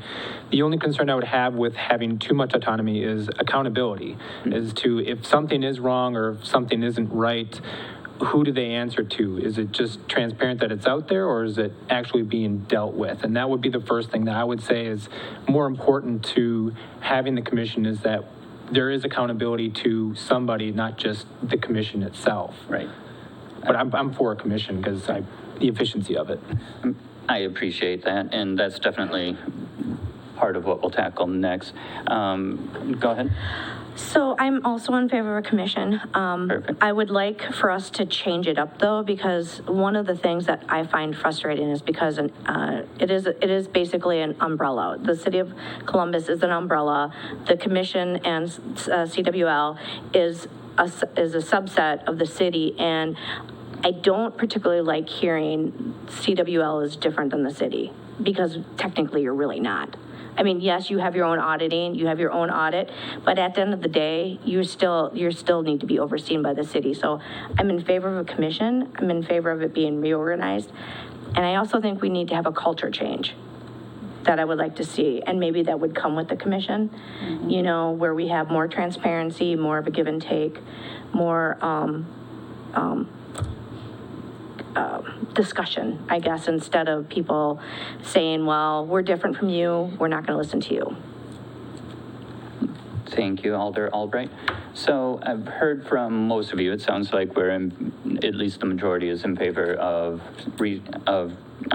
basically predominantly option 2. So combining all of our utilities under one and combining it under a commission. Before we get too far into the weeds of how that commission should be structured, another component is whether or not we have a general manager overseeing it. And this, again, is something that reading through the study, I was very set on, I thought we needed a general manager. Talking with the CWL and wastewater, I'm starting to think that perhaps we don't.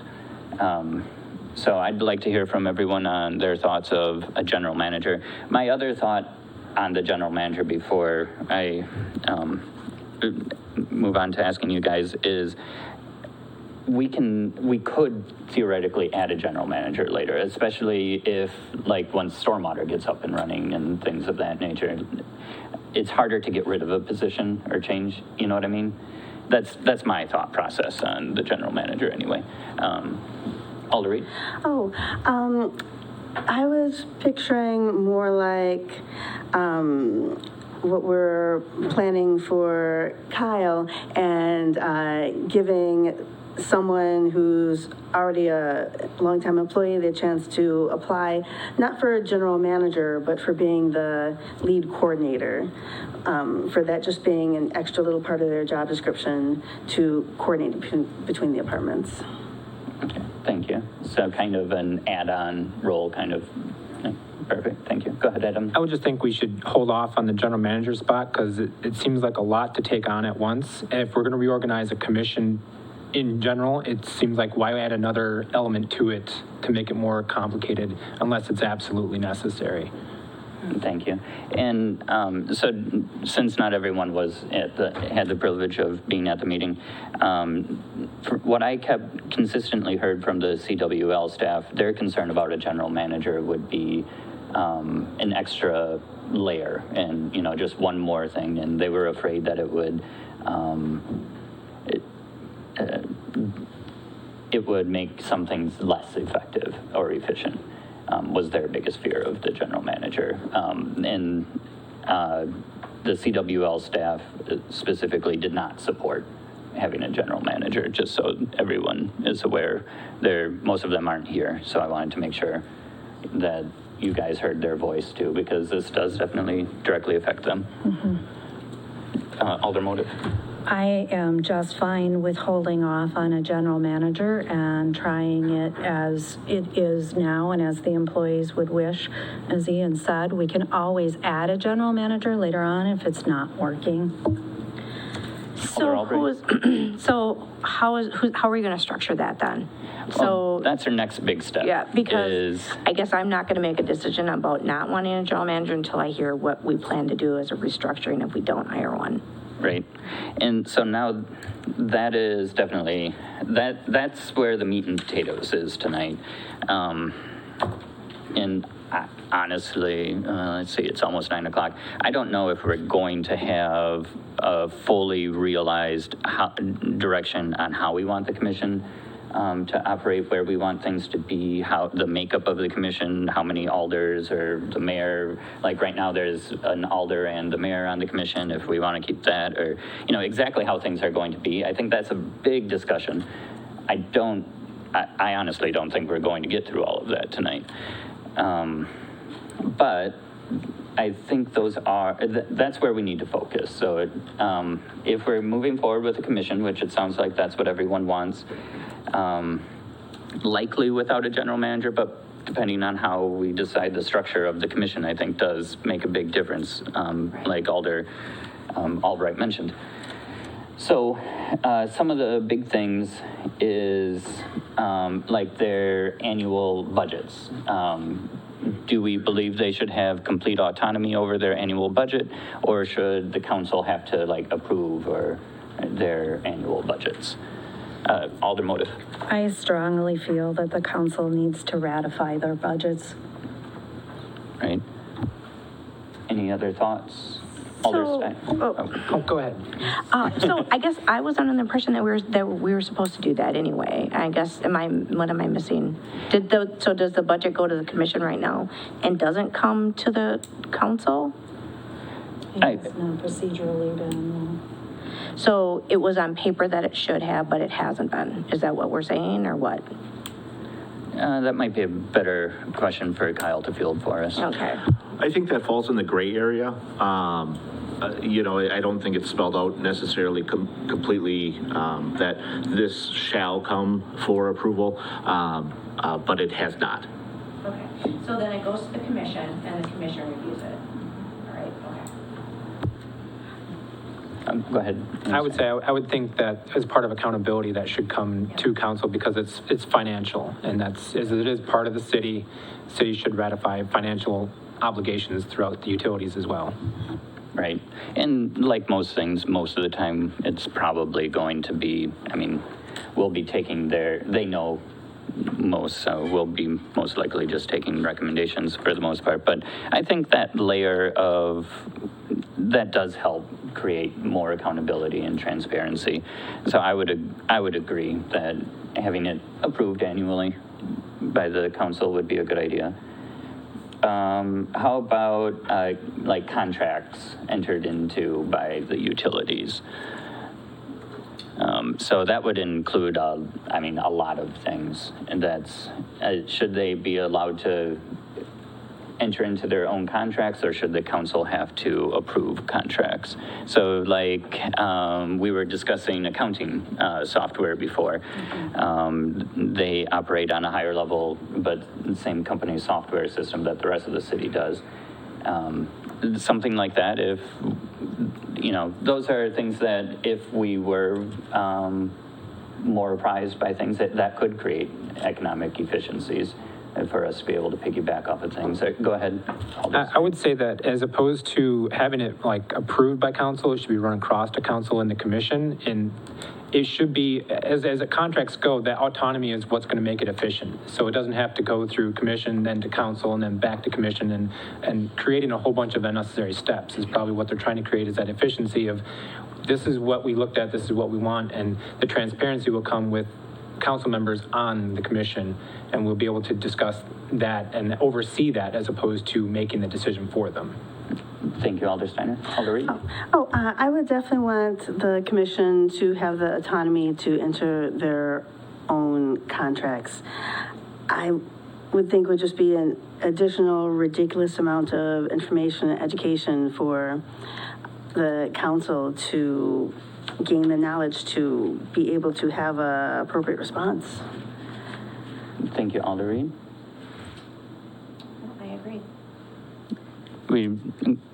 Go ahead. I agree that they should be able to enter into contracts and bidding on their own through the commission. However, I do think that they should need to follow city procedures as far as getting multiple bids for contracts and those sorts of things. So it is sort of in line with the city policies. Okay. So similar to city policy, things of that nature, off the top of my head, I don't know the exact numbers, but like small contracts and things, some department heads, Kyle can sign off automatically. Other contracts have to come to the council. Do we want a similar structure, whereas like some small contracts could be signed off by the head of that utility, whereas larger ones have to go to the commission? Is that what everyone's saying? I think that makes sense, but I think Sarah, when she said that it needs to follow the correct process, I think that makes sense. Right. Because that process is set up for a reason and. Right, so that would be basically the same process of the city, but using the commission as the council, as opposed to it coming to council and go to the commission when needed over a certain cost. Mm-hmm. And I don't know what those numbers are. I think they should probably be in line with the city, but I'm not going to pretend that I have every line of every thing in the city code memorized. Why not? But I think that's good enough direction that it should be in line with the rest of the city. Should council have, say, in professional services that they utilize, like their engineering services, their attorney, things of that nature? Like Joe mentioned before, they do typically use the same. They use Rupert Milky and people that we do. Is that something that we want to have say over, that they must use the same, or leave that up to the commission? I would give that to commission. Just again, the efficiency of knowing who they're dealing with. They're already dealing with a certain company. Is that always the best option? Maybe it is, maybe it isn't, but as they know what is required, because they work these lines, they work the utility, they know what they need to look at. Knowing which engineers to go to best with would probably fall on them as opposed to city council itself. So I would use that for the commission as well. Thank you, Alder Steiner. Do you have anything, Alder Rolke, or no? Same.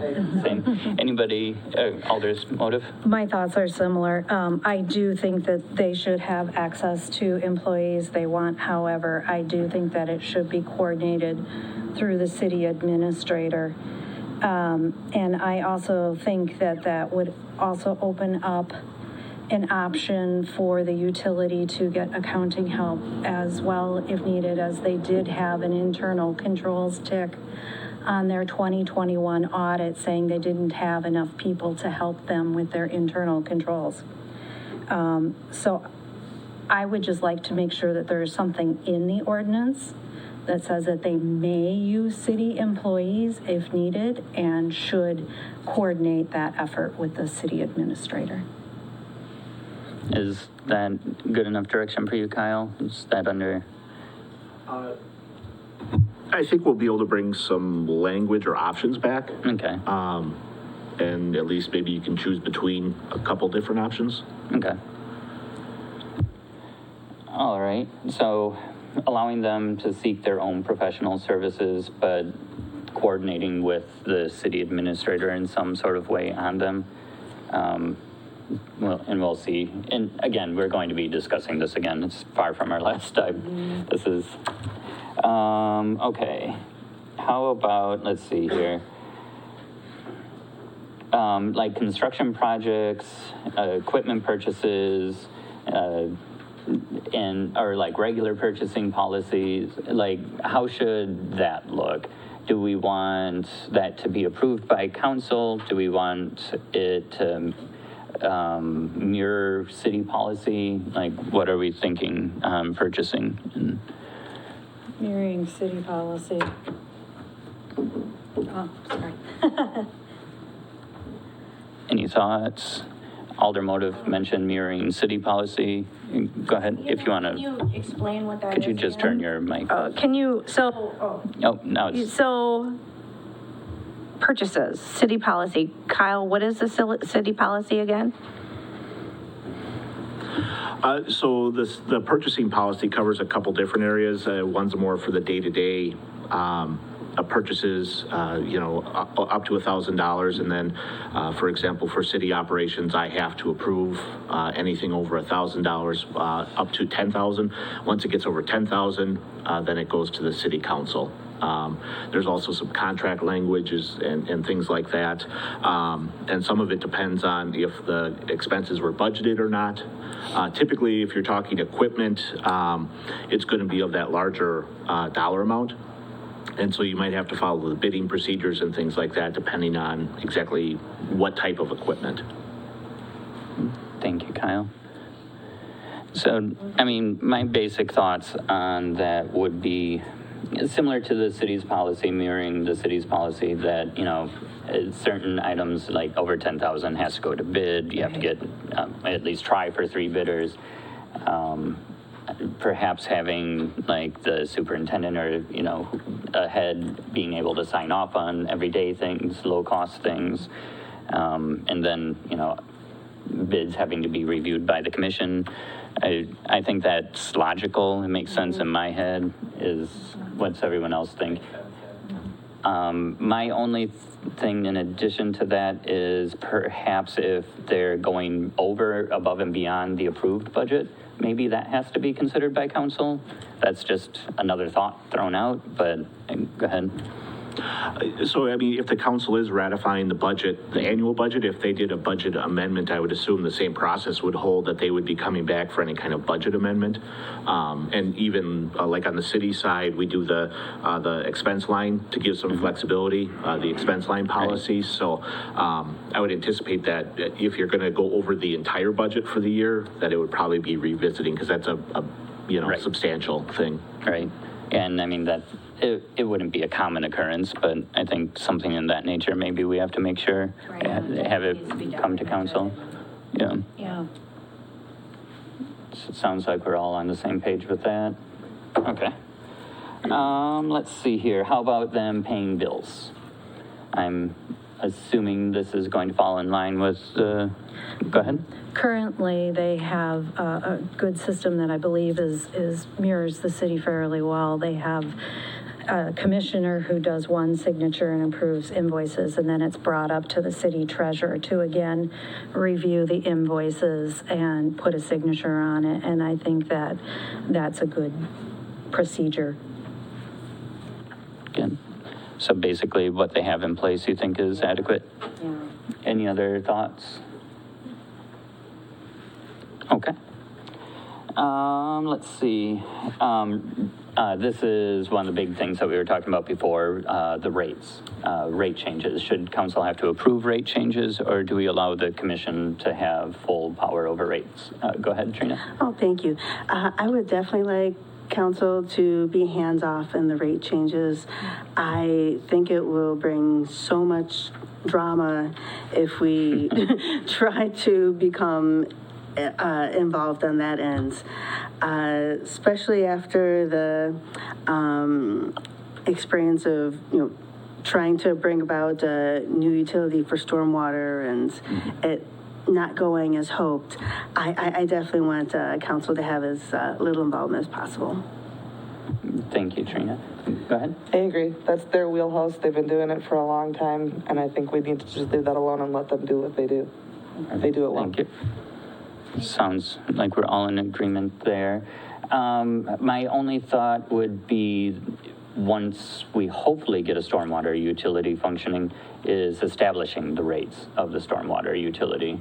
Would we want the commission to establish the rates of that, or would that be set by the initial rates be set by council? That would be kind of a gray area that I don't. Go ahead, Aldermotive. I think the commission could make a recommendation to council and then council ratify it. Yeah, that's a, go ahead, Kyle. And I think also the council, again, exerting the control over the commission, you set up the ordinance, and if you set it up to say the initial rate is X and it will stay in place for X number of years, right, that locks you into your initial rate and then transitions to the commission control once they have it operating and know the full needs. Right. So. Okay, that makes sense. That was just a thought off the top of my head. If they had control and we don't have that set up yet, how that would work. That definitely makes sense. All right. Then let's see here. And then, how we fit everything together into the city org chart. So this is kind of where, whether or not we have that general manager position, who everyone reports to. Where is the accountability? How does the commission fit in? Where do the staff or the leadership and the people in the current setup, what are our thoughts? How's that going to fit? Go ahead. I'm going to be honest. I kind of like the idea of having that extra position, put it in there as, as kind of a go-between between the utilities and the commission. So I guess for me, I would like to know who we would plan to put on in that position, who would be responsible for it, because they're also going to have to oversee to make sure that whatever we change is followed. Mm-hmm. So that's where I go back to, I guess I would not be opposed to having a general manager. Okay. If the council votes not to have a general manager, I see that the superintendent is the one who would take on those extra responsibilities. And that was honestly my thought on not having a general manager right away. I think with what we have now, since we don't have the stormwater up and running, that the current superintendent position would be adequate. I don't personally see the need of the additional layer. I would assume putting in a lot of the larger picture oversight to the administrator. Then that would be the only person so basically the superintendent would go to the commission as well as other leads and things and managers, and then the commission would ultimately, they're still part of the city, just like every other department would be under the administrator in my mind. But I don't know, that may not make the most sense. Alder Reed? Oh, thank you. Yeah, at this point where we're, constantly trying to find savings, I really can't quite justify putting a general manager into a position right away. It could easily be $90,000 or more once we start putting in a benefits package. I just see that we don't quite know what we hope for them to do at a full-time level. I don't think we're quite ready to spend the funds. So are you thinking in the org chart for it to fall under the administrator for day-to-day operations then? Most likely. Go ahead, Alder Steiner. I would just say that a general manager might also be a little redundant and make certain positions on the commission and whatnot unnecessary, because it's just sort of like, well, if he's going to take control over this, then we don't need the superintendent and liaison. So it's like, let's use what we already have as opposed to creating a whole new position to cover everything that they're already going to be covering. Right, and that's kind of my thought is start small, grow more if we need to. But in your mind, would the day-to-day also be reporting to the administrator? Any other thoughts? So we're thinking probably day-to-day over. Go ahead. I'm sorry, I'm confused by what you're saying. Are you saying that the day-to-day activities should be handled by the city administrator or by the superintendent? Predominantly by the administrator, but just like any department, like DPW, Jerry's day-to-day operations are handled by Jerry. Rec, they're handled by Amy, but they both, for their basic day-to-day operations, do still report back to Kyle. So I'm just putting this in short terms to make sure I'm understanding because I'm confused. So the superintendent would ultimately run all of the day-to-day activities, although they are responsible for communicating, coordinating, and working with the city administrator. Right. Okay. And that's one of the areas in the study that I think if we're keeping a commission and going through things, that creates, I think that would help resolve some of the issues that the study brought up without getting rid of the commission. Like if we have the commission structure, I think that helps with more transparency and more things for the day-to-day it brings them more as part of the city like I feel they should be, but still keeps their autonomy, which I think they also should have. So I don't know, it's kind of a layer, if that makes sense.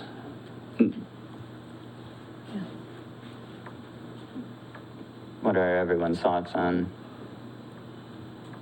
And again, for the most part, it would just be, it doesn't really change how things are now. That's basically how it is now, or how it should be now, but. So are you saying the superintendent actually works with Kyle now on a daily basis? Because I guess I didn't realize that was how it worked. Not really. I'm saying better transparency could be obtained if the city was kept more abreast by things on a daily basis, on a regular basis, just day-to-day operations. Day-to-day operations doesn't necessarily mean they're talking every day or every 5 minutes. It may allow for. Go ahead, Kyle. It could be similar to, I guess, the Police and Fire Commission, where, the hiring, firing, discipline goes through the commission. But then Dennis and I work together, not daily, but as needed. Right.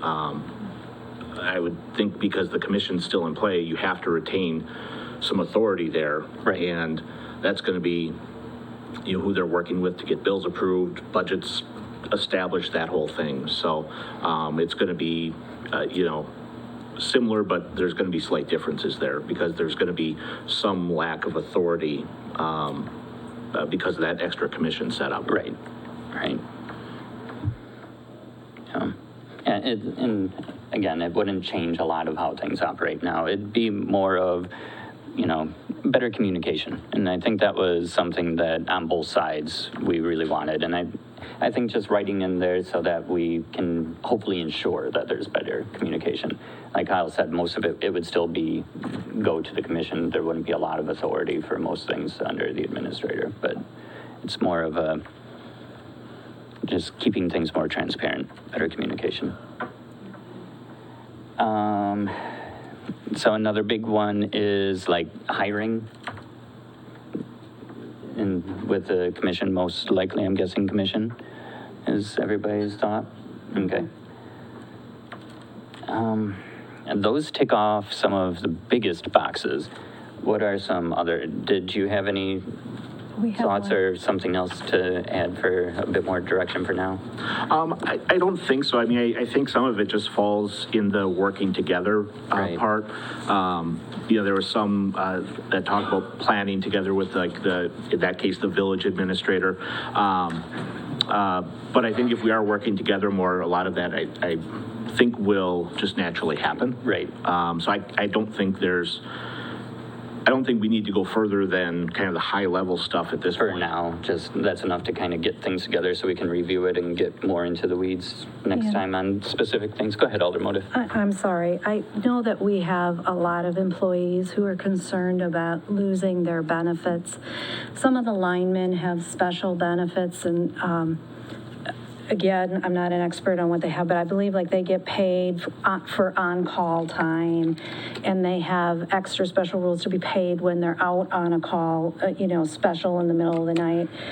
And I want to assure them that it's not our intent to revoke those benefits, but to ensure that the policies are aligning with both handbooks, and then the piece that is special to their job is added on as an addendum to the handbook that is ratified by the council.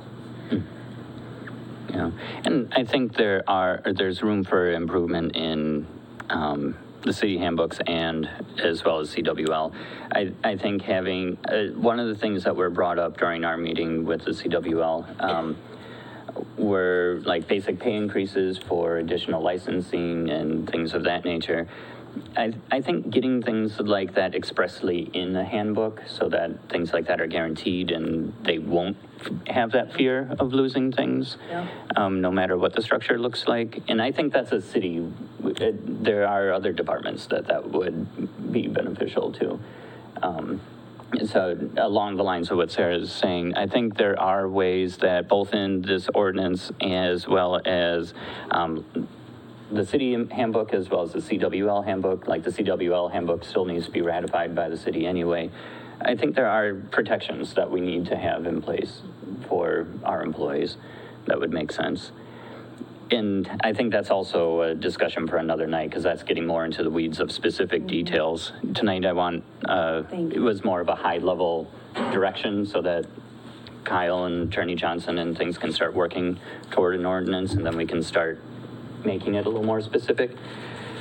I suppose the only other thing that we could perhaps go over tonight that could be beneficial is perhaps the makeup of the commission. Currently, it's 7 members total, including the mayor and 1 alder person is the current makeup of the commission. What are our thoughts on the makeup of the commission? Alder Motive? I think it should stay in the same kind of makeup it currently is. Anyone? Alder Reed? You?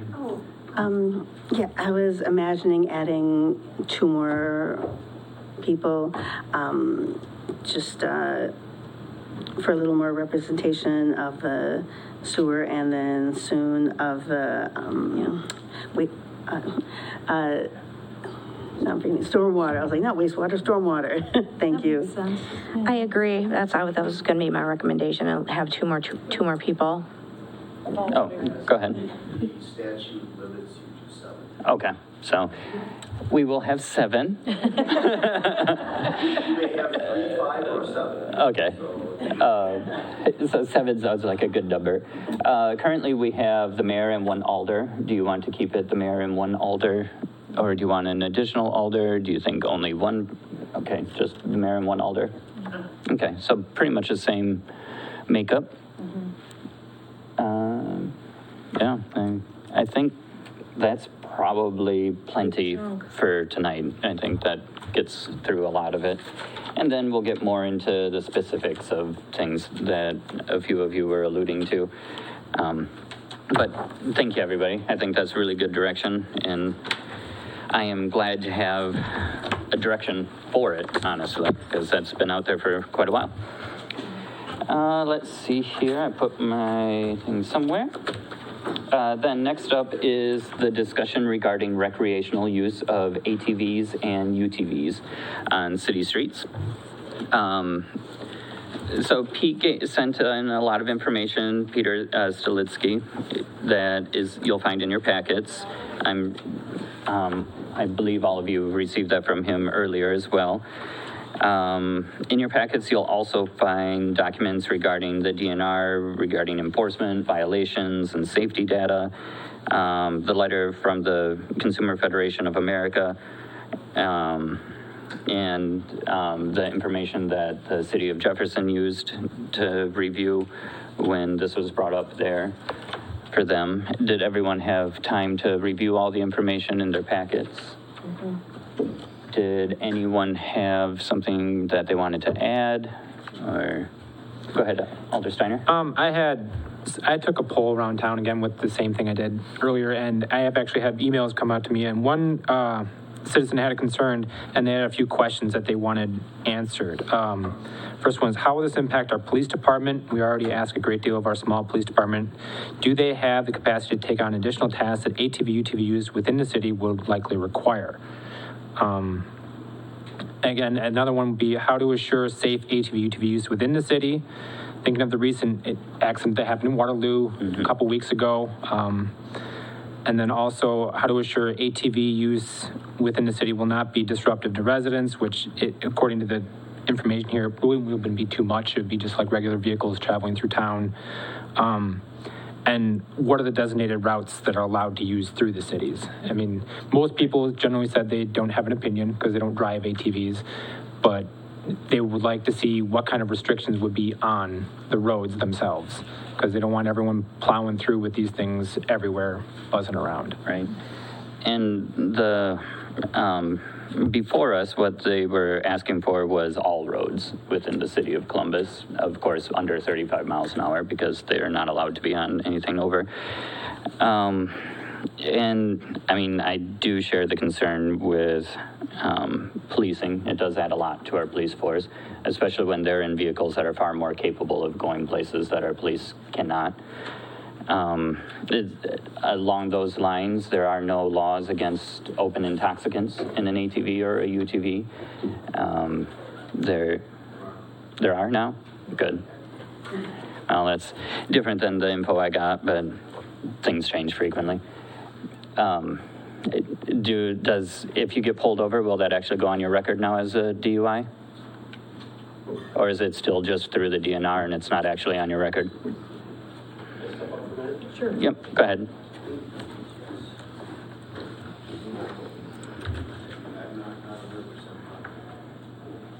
There we go. Okay. I'll just be real brief about that, maybe just a little bit of a summary of what I've done in the last few days since I met with Pete yesterday at the police department. As far as alcohol goes, DWI in a UTV has zero impact on your driver's license. It's a citation for DNR violation that is linked to nothing else. Mm-hmm. And this afternoon I had a phone conversation with a lieutenant from the DNR who's in charge of the UTV program for the entire state, and got some information from him. And he had also told me that open intoxicants and UTVs are permitted. So if something changed, he said they're exempt from Chapter 346 of the Motor Vehicle Code. And that's what the information I had too. That I've written in the past have made that a prohibition.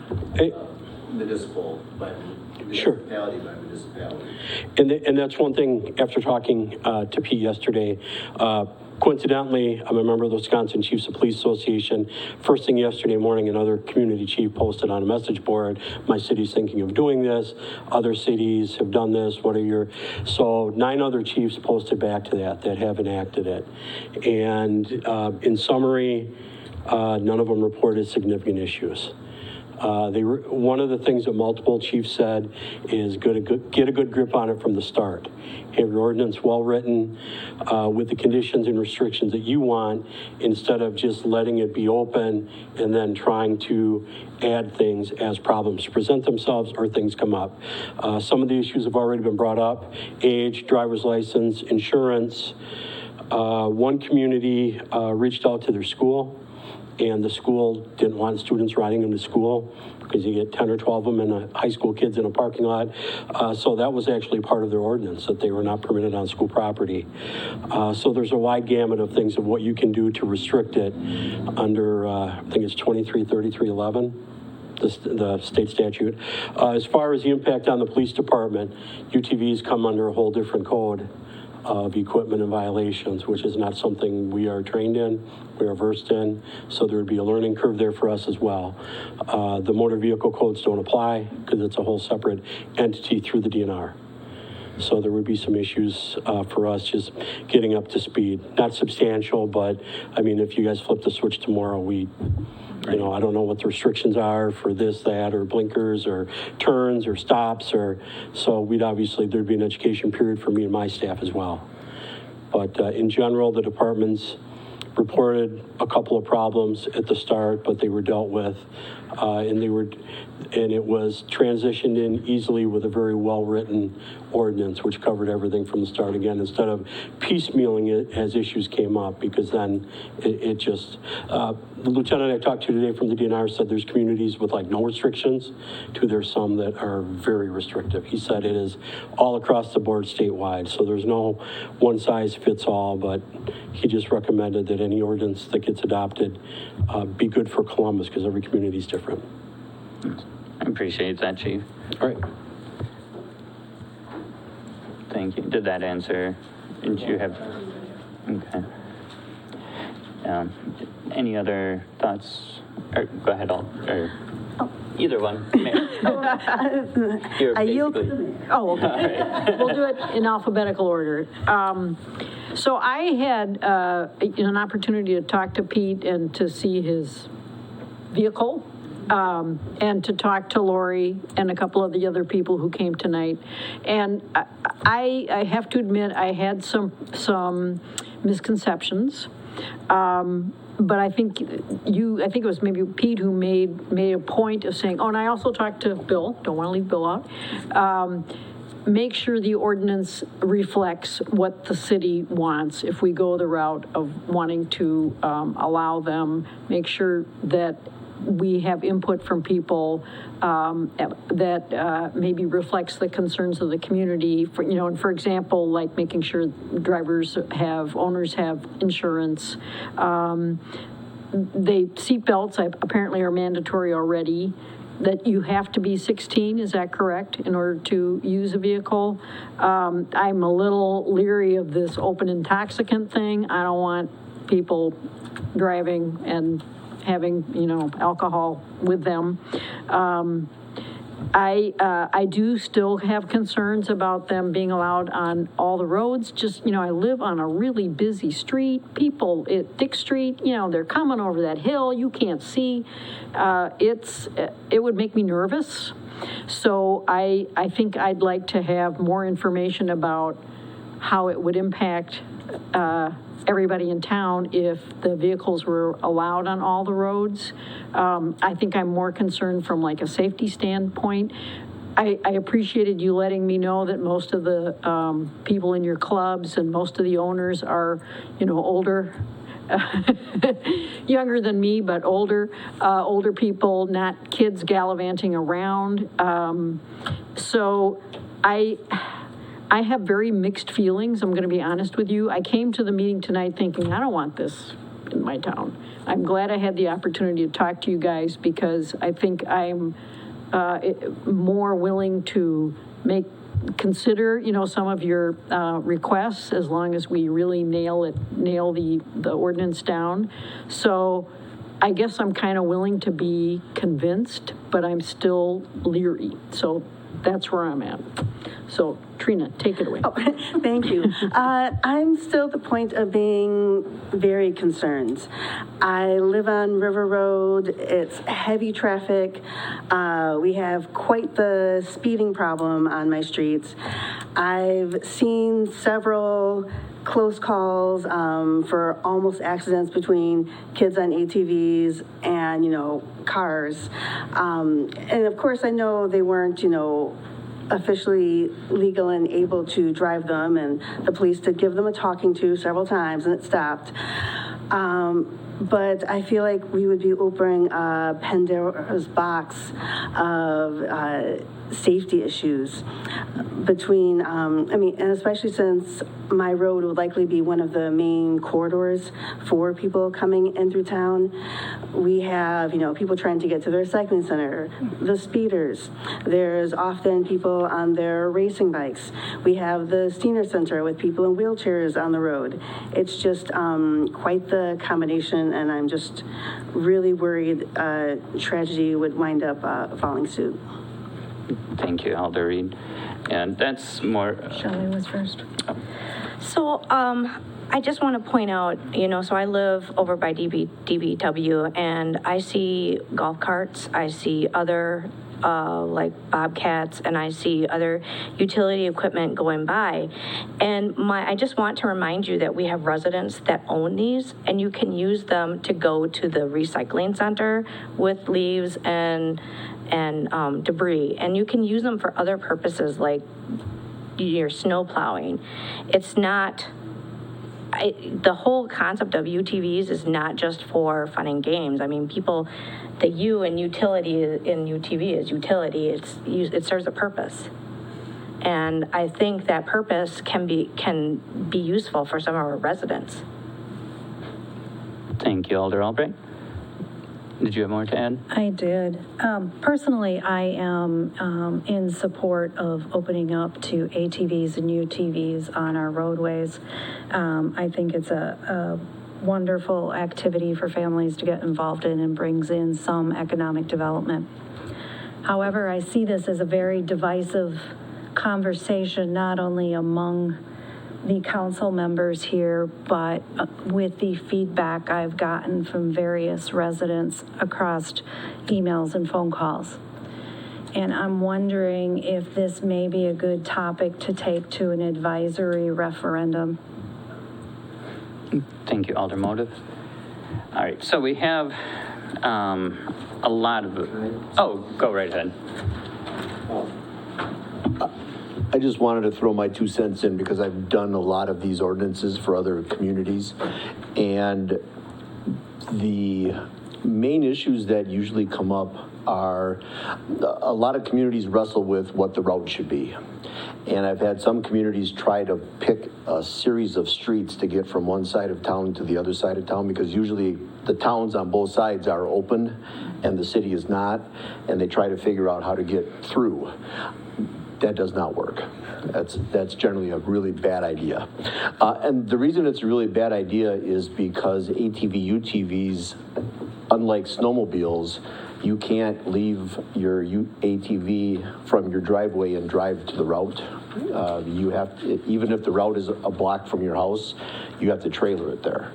With a snowmobile, you can drive to wherever the route is from your house, but with an ATV, UTV, you can't do that.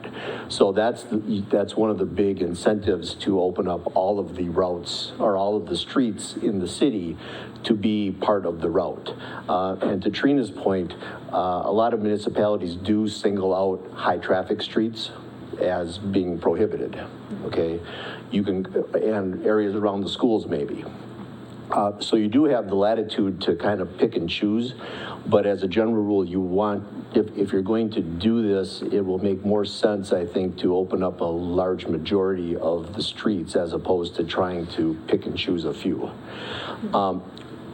The ordinances that I've written basically incorporate all of the state statutes regarding safety, alcohol, prohibited alcohol concentration, and the OWI rules are the same in ATV, UTV world as they are in the real world. They may not show up on your driving record, but the .08 still applies.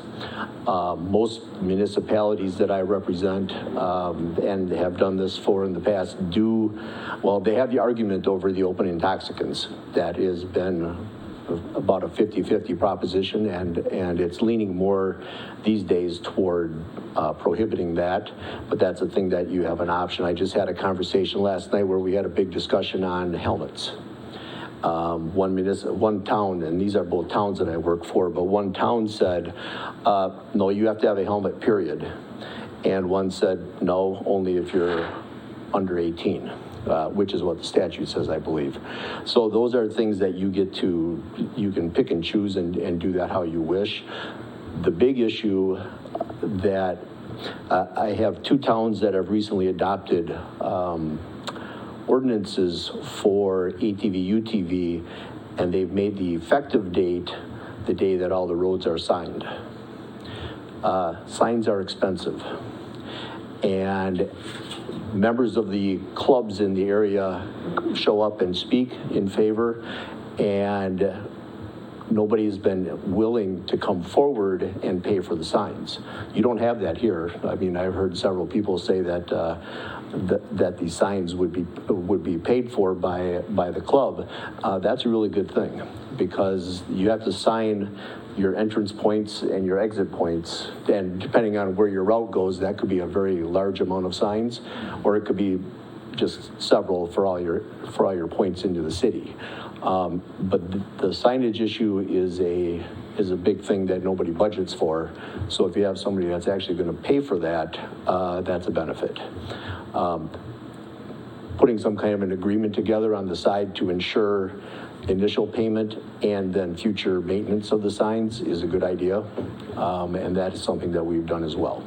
So just a couple of things. I agree completely with the concept of getting this done and doing it the way you want up front. Much better to do it up front than to try to catch up. So thanks. Thank you, Attorney Johnson. Oh, can I ask you a quick question? What do you think about the idea of saying we'll put this in place for a year and see how things go? I have quite a few communities that have done that. Put a 1 year or a 2 year sunset clause on it, and then make sure to remember to review at the end of the sunset, otherwise it just expires. But yes, and so far the communities that have done the sunset clause have all renewed. And then what do you think about an advisory referendum, as Alderman brought up? I am never in favor of advisory referendums. Oh, never. okay. That's what you're paid for. That's what my husband said. That's my personal opinion. I'm not in favor of advisory referendums because it's a lot of effort and you're not bound by anything. And are you aware of how many communities have put something in place and then have decided after a year this isn't working out and we're not happy with it? I'm not aware of any, to be quite honest. All the communities that I've helped with are still actively involved. I can't think of any. Are any of those communities cities? Or are they all villages and townships? They're almost all villages and townships. I'm just going through my head here. I think, I'm not aware of any of the cities that I represent that have got to that point yet, but mostly villages and towns. Thank you. And Columbia County is still very spotty. Right. That's another issue that you have to deal with. Right. So I think it's a big thing. I don't want to talk about this all night, and most of the things have been said. My personal fear is there isn't a single ATV or UTV manufacturer that recommends this. There isn't a single organization that says this is safe. They are not intended to be driven on paved roads, let alone with other vehicles. There is no denying that. There is no manufacturer that will argue that. All of them warn you when you buy it not to do this. Every single one. You can't shake your head. That's fact. The other fact is that opening this up will only create a higher risk to all of our constituents. As Alder Albright mentioned, you can already use a UTV to go to the recycling center or for utility purposes within the city of Columbus. That's already there. What we are putting before us, what we have before us, is whether or not we are going to allow a small group of people recreational purposes on our streets at the risk of the health and safety of our entire community. I understand that there are a lot of small towns and villages that this works well for, and that it does connect easily to. Part of our other problem of making real useful connections to things that was brought up before is they have to be under 35, and most of the areas that you enter or exit our city, that's not possible. So it doesn't even really provide that much for connections. My other thought is I have zero worries about anyone in these clubs. That is not my fear. My fear is there's already, like Trina mentioned, people by her home that are doing it illegally already. But my fear are the people doing this recreationally on our city streets. That is not what our city streets are intended to do. We are here to ensure the health and safety of our constituents, not to advocate for the recreation of a handful of people. That's my 2 cents. And with that, unless someone has new information to say, I would like to take this to a vote on whether or not you would like to move this forward to the regular meeting. I would just say, it seems most of the safety concerns are for ATVs, because UTVs are pretty much an enclosed vehicle. ATVs, quad runners, those things are open like a motorcycle, and they run just as fast as ATVs. So if we're going to do this, we can do it with restrictions that restrict certain things for safety reasons, as opposed to having these little vehicles running all over our city streets, which they shouldn't be, obviously, because they're not rated for that, but to have people go from one point to another to get to their routes, it's like, it seems almost unnecessary to restrict so heavily to a certain extent. But to have safety restrictions in place, I would say we could take it up to the next council meeting. But as was mentioned, it's next to impossible to actually do that. Go ahead, Alder. One thing I noticed when I was reading, and I was trying to find the article that had, that was talking about the, millions of dollars in increased funds for the states.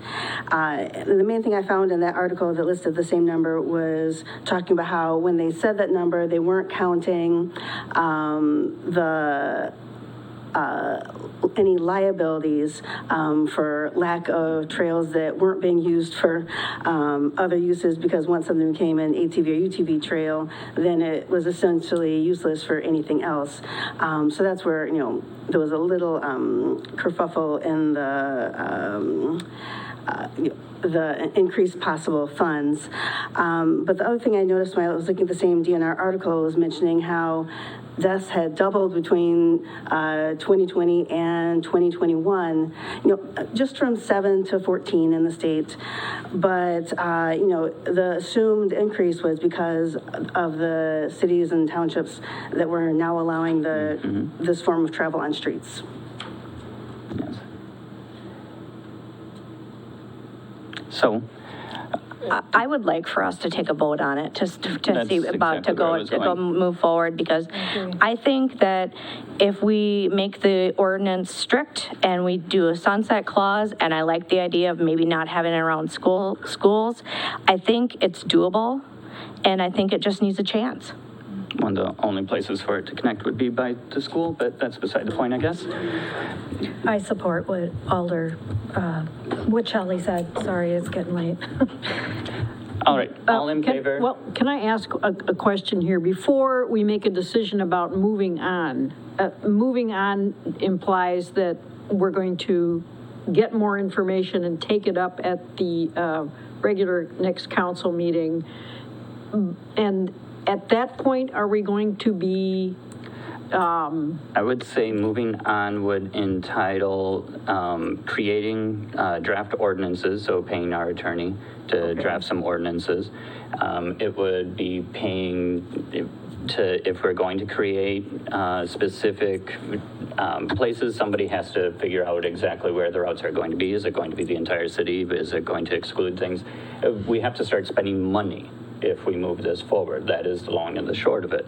So do people want, it wouldn't be to the regular meeting yet, it would be to another cow. Okay. But we would have to start spending money tomorrow.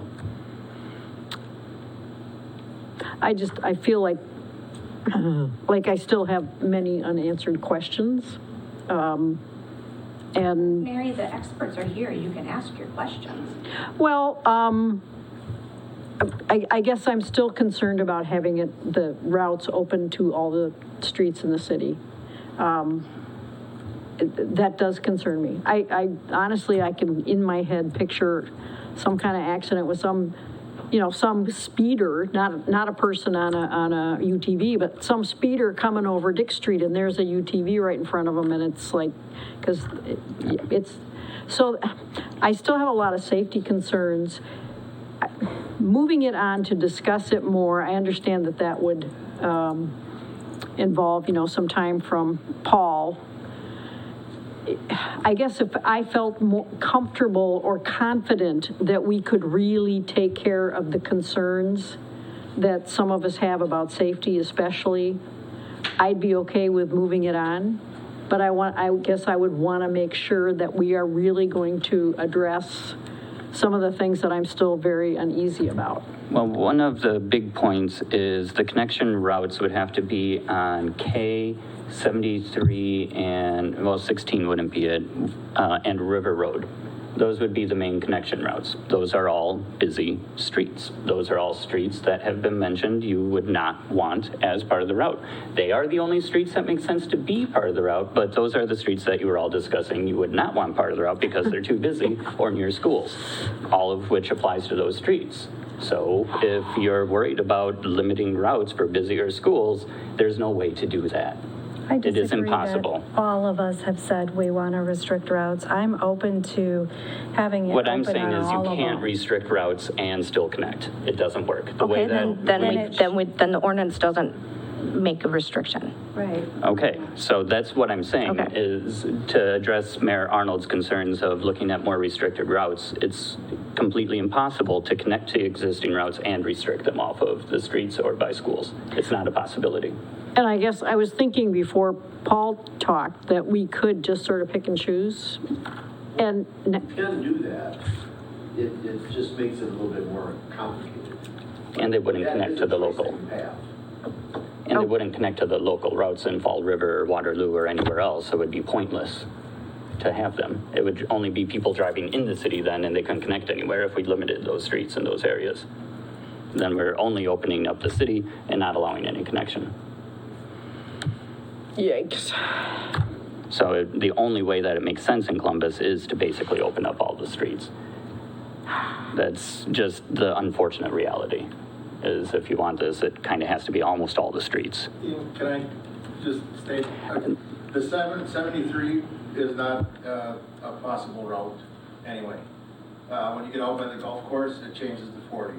So it will be. So what are the streets we would be looking at connecting? Just to clarify, what streets would we need for connections? Okay, it'd be Highway K, Yep. River Road, and Lewis?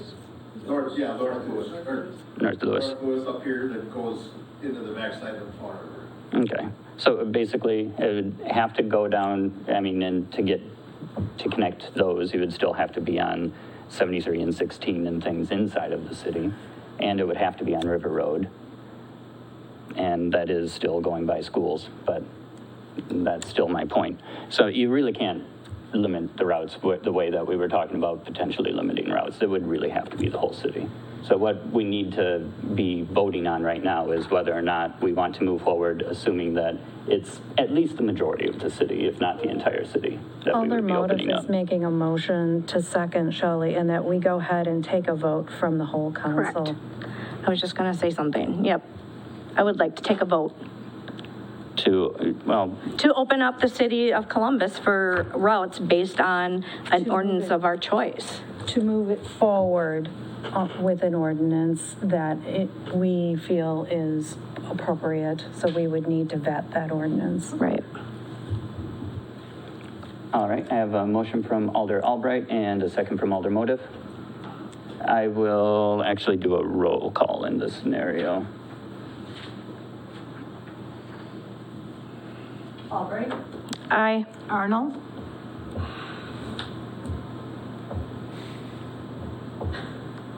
No.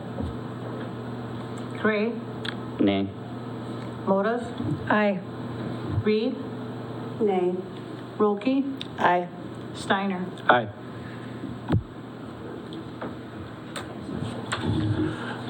So for staff clarity, are we drafting an ordinance that opens up the entire city? Yes. Okay.